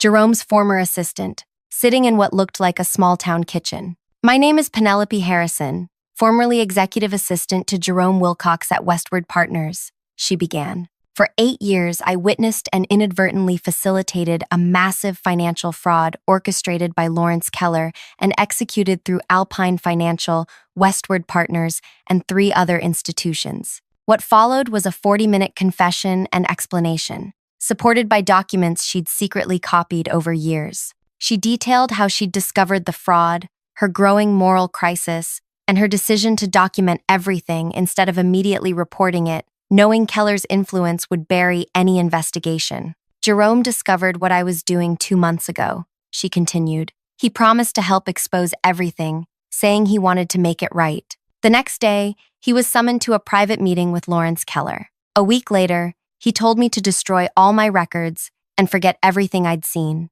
When I refused, he threatened me with prosecution. That's when I quit and went into hiding. She looked directly into the camera. I'm recording this as insurance. If anything happens to me, as it did to Jerome, this video will automatically be sent to every board member, major investor, and media outlet on my distribution list. The video ended with her holding up a document, Keller's original system design specifications with his signature. She sent this to everyone except us, I realized. Rodriguez nodded. She didn't trust any official channels while Keller had influence. But once the video circulated among Alpine's board and investors, they panicked. 3 board members came forward independently, offering evidence in exchange for leniency. Mitch and his team, realizing they were being sacrificed to protect Keller, quickly followed suit. And Keller tried to flee the country but was arrested at a private airfield. When confronted with the evidence from multiple cooperating witnesses, he broke. Started naming other officials involved in exchange for consideration. The system Keller had built to protect himself had become his undoing. Once the first domino fell, everyone rushed to save themselves, creating a cascade of cooperation that exposed the entire network. 2 months later, I stood in the back of a crowded courtroom as Lawrence Keller received a 20-year sentence for fraud, corruption, and obstruction of justice. Mitch and his associates had already been sentenced to terms ranging from 5 to 15 years. But the true victory came after the sentencing, when the judge announced the creation of a restitution fund for all victims, more than 1,200 people who would finally recover what had been stolen from them. As the courtroom emptied, I approached the prosecution table where Vivian was packing her files. "There's still one thing I don't understand," I said. "How did Penny know to send me that timestamp? We never communicated during my undercover work." Vivian smiled. "She didn't send it to Agent Hayes. She sent it to Anna Wilson, the quiet accountant who once helped her troubleshoot a system discrepancy involving that exact timestamp. The accountant who casually mentioned her grandparents losing everything to financial fraud. Penny made the connection after your identity was revealed in the news. Sometimes justice comes from unexpected allies, people who carry their own quiet burdens of complicity until they find the courage to act." Outside the courthouse, I called my father. "It's done," I told him. "All of it. Your grandparents would be proud," he said, his voice thick with emotion. "Not just of the result, but of how you achieved it, by being exactly who they raised you to be." The system Keller had created wasn't just dismantled, it was exposed to its foundations, preventing similar schemes from taking root elsewhere. The Regulatory Commission underwent a complete restructuring with new oversight protocols. Alpine Financial was dissolved, its legitimate assets transferred to institutions with verified ethical practices. My revenge wasn't the destruction of individuals, but the transformation of a system that had enabled predators for decades. The greatest satisfaction came months later, when I personally delivered restitution checks to elderly victims like Mrs. Chen, watching their disbelief turn to tears of relief. Mitch, Keller, and their associates lost everything: their wealth, freedom, and reputations. But more importantly, they lost their power to harm others. They would spend years in prison cells, contemplating how thoroughly they'd been undone, not by dramatic confrontation, but by quiet, meticulous justice, the kind that would have made my grandparents proud. If this story resonated with you, please hit that subscribe button and share with others who appreciate stories of justice prevailing against powerful opponents. Drop a comment about your thoughts on corporate accountability. I read every single one. And stay tuned for more stories that explore the complex dance between justice, revenge, and redemption.